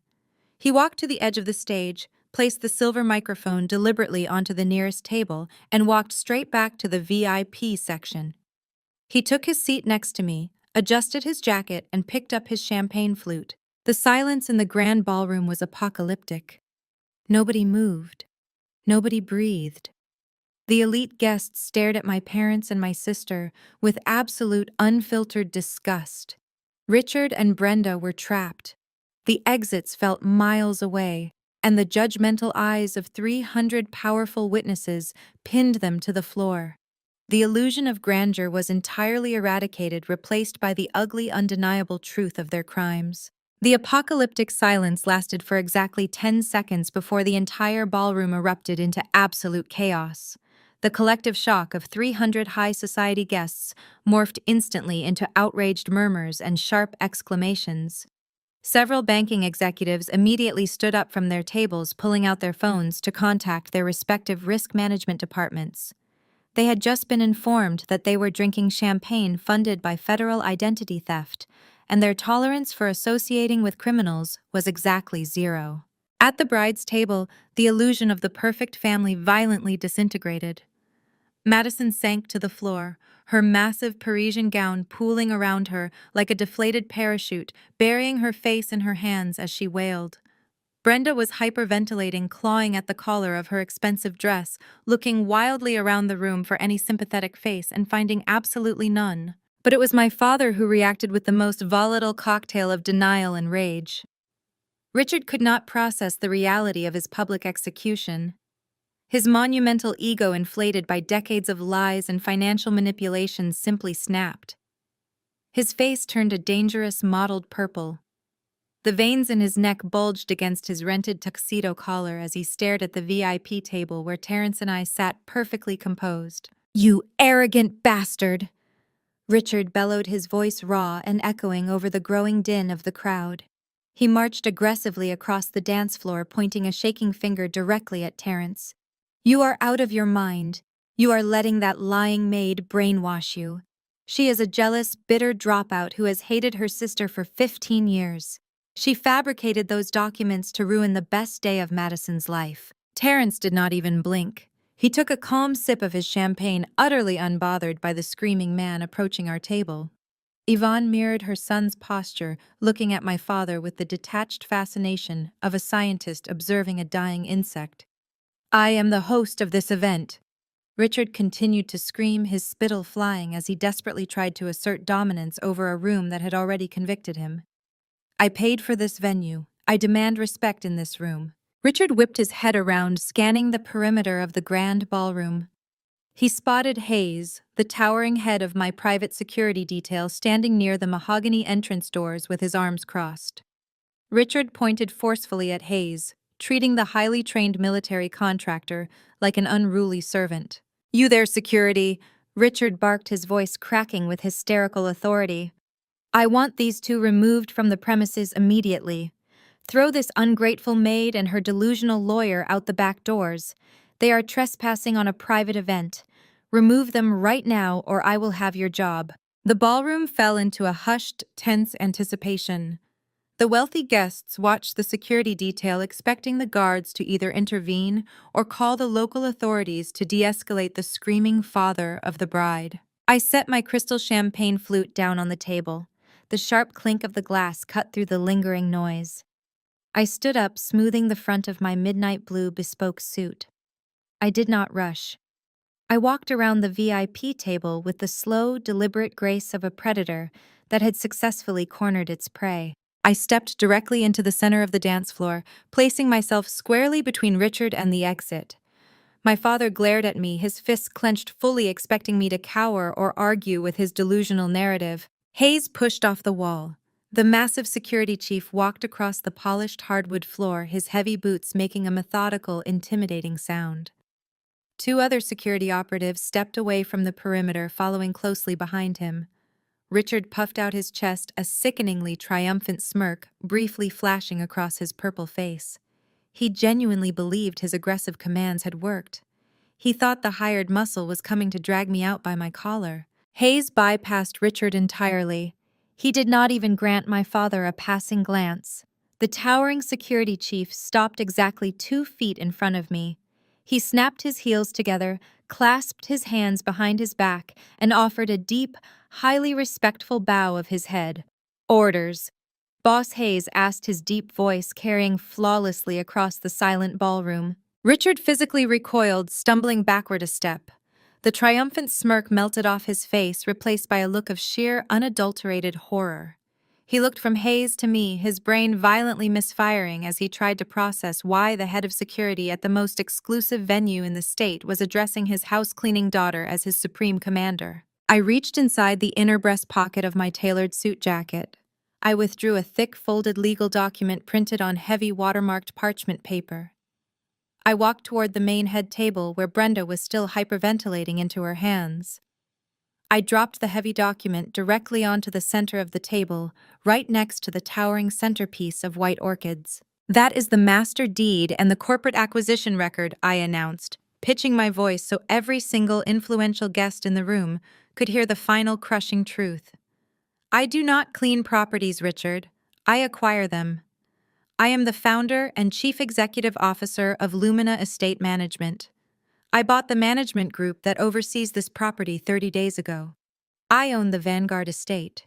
Brenda let out a shrill, suffocating gasp, staring at the legal deed as if it were a live explosive.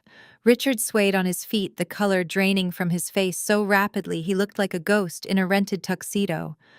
The narrative they had weaponized against me for a decade and a half completely disintegrated in front of their eyes. They had not been mocking a poor maid. They had been taunting a corporate titan inside her own fortress. And as the legal property owner, I continued, my voice dropping into a lethal freezing register. "I do not tolerate federal felons occupying my real estate."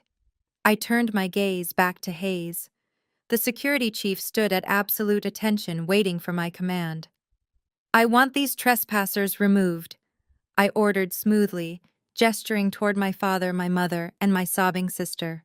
"Escort them off my property immediately. If they resist, use whatever physical force is necessary." "Understood, ma'am." Hayes replied, a grim, highly satisfied smile touching the corners of his mouth. He signaled the rest of the security detail. 6 large, heavily armed operatives immediately detached from the walls and converged on the head table surrounding my family with absolute tactical precision. The endgame had officially arrived. Hayes and his operatives formed an impenetrable wall of muscle around the head table. Richard puffed out his chest, attempting to shove his way past a guard who was twice his size. The operative barely shifted his weight easily, blocking my father's path with a single forearm. Brenda pressed her back against the silk-draped table, her hands clutching her pearl necklace so tightly the string looked ready to snap. She looked frantically toward the ballroom exits, seeking a miraculous escape route that simply did not exist. Before Hayes could issue the physical command to escort them out of the building, a piercing wail sliced through the heavy atmosphere of the estate. The distinct shrieking sound of approaching police sirens echoed up the long, winding driveway. Flashing red and blue lights illuminated the massive floor-to-ceiling windows of the grand ballroom, casting harsh, alternating colors across the crystal chandeliers and the terrified faces of my parents. I had not just called security. My lead corporate counsel, Preston, had executed the final phase of our strategy exactly on schedule. The moment Terrence finished speaking, Preston had transmitted the forensic legal binder containing the forged loan documents, the bank security footage, and the IP trace logs directly to his contacts at the district attorney's office.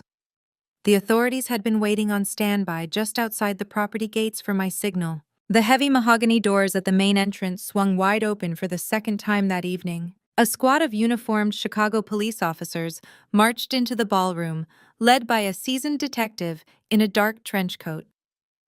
The high society guests parted instantly, clearing a wide path across the polished hardwood floor. No one uttered a single word of protest. The elite banking executives and corporate moguls simply watched with icy, judgmental silence as law enforcement encroached upon the fraudulent hosts. The detective stopped directly in front of the head table. He did not care about the imported floral arrangements or the expensive champagne. He looked at my parents with the cold, assessing gaze of a man who dealt with criminals every single day. Richard and Brenda, the detective, announced, his voice carrying the unmistakable weight of state authority. "You are both under arrest for felony identity theft, wire fraud, and banking forgery." Brenda let out a guttural, suffocating shriek. "No!" She screamed, her voice cracking in pure hysteria. "This is a mistake. We belong here. We are wealthy." "Tell them, Richard. Tell them we are hosting a wedding." Richard could not speak. The arrogance that had fueled his entire existence evaporated into thin air.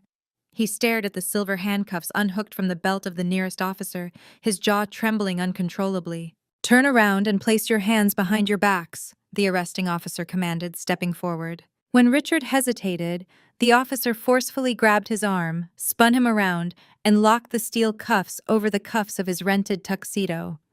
The sharp metallic click echoed loudly in the quiet room. Brenda tried to pull away, sobbing violently, but a female officer swiftly apprehended her, securing her wrists behind her back. The exquisite champagne-colored designer gown my mother wore was instantly reduced to the attire of a common criminal being processed for booking. Madison, who had been huddled on the floor in her $50,000 Parisian dress, finally processed the catastrophic reality of her situation. Her parents were going to federal prison. Her boutique was bankrupt. She was drowning in $200,000 of predatory debt.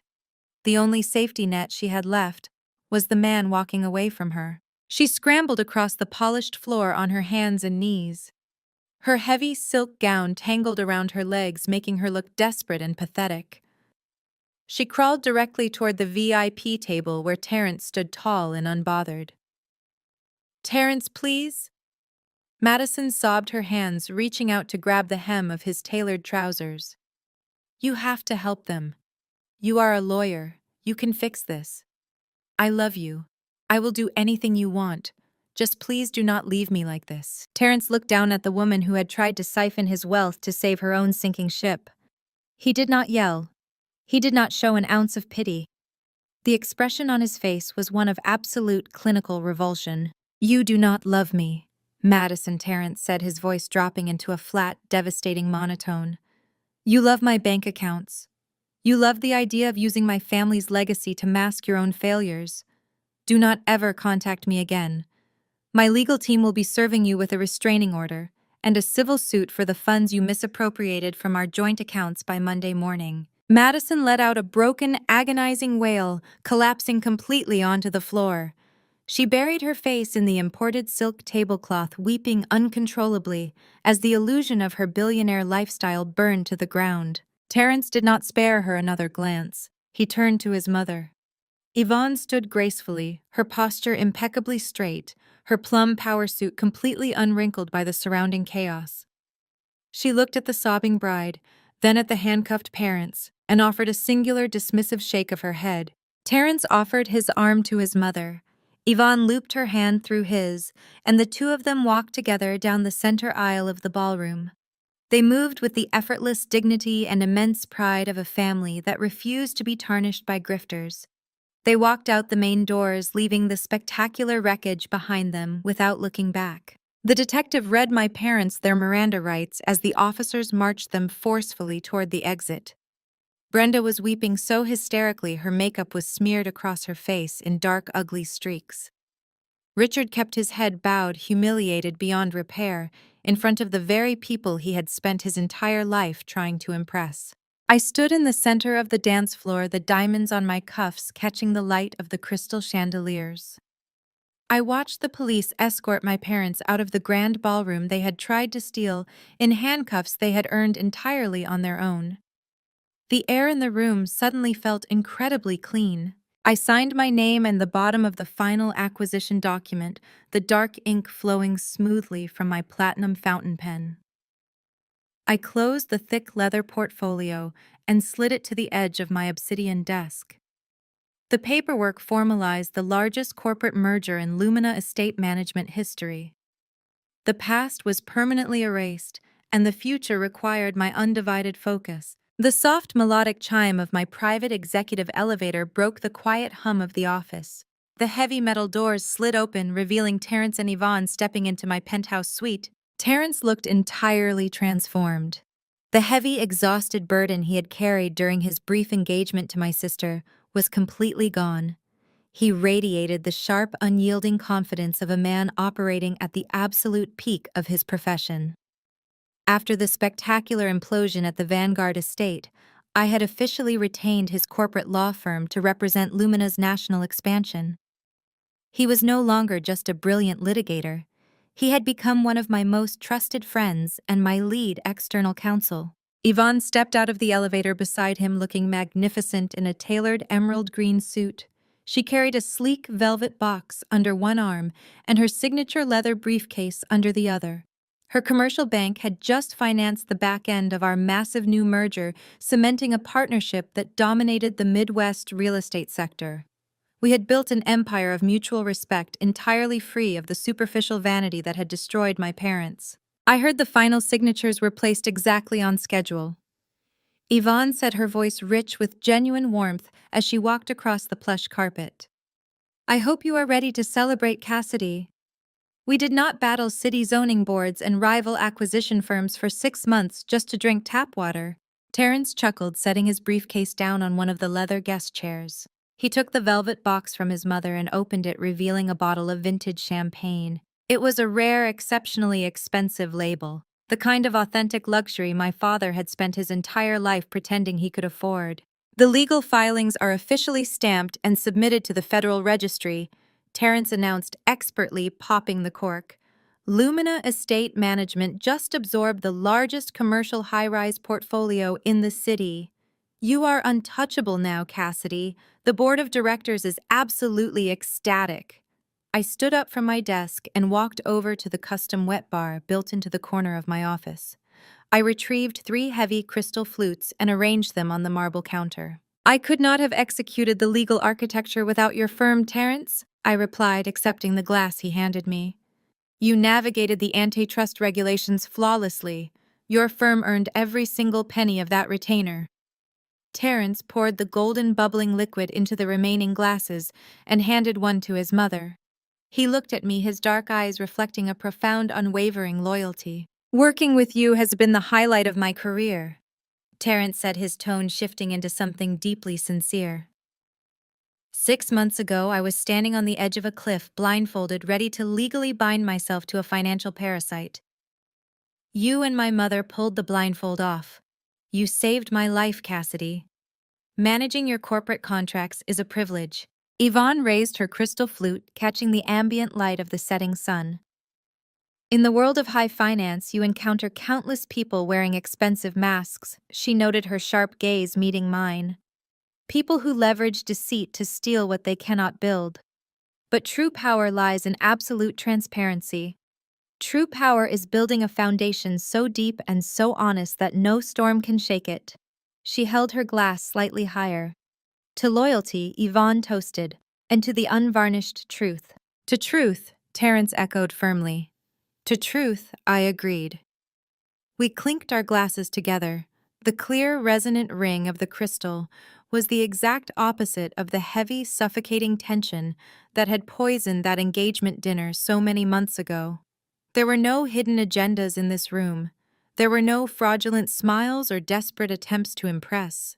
There was only authentic success shared among equals. Terrence and Yvonne moved toward the expansive seating area to review the preliminary press release for our merger. I took my champagne and walked slowly toward the floor-to-ceiling windows.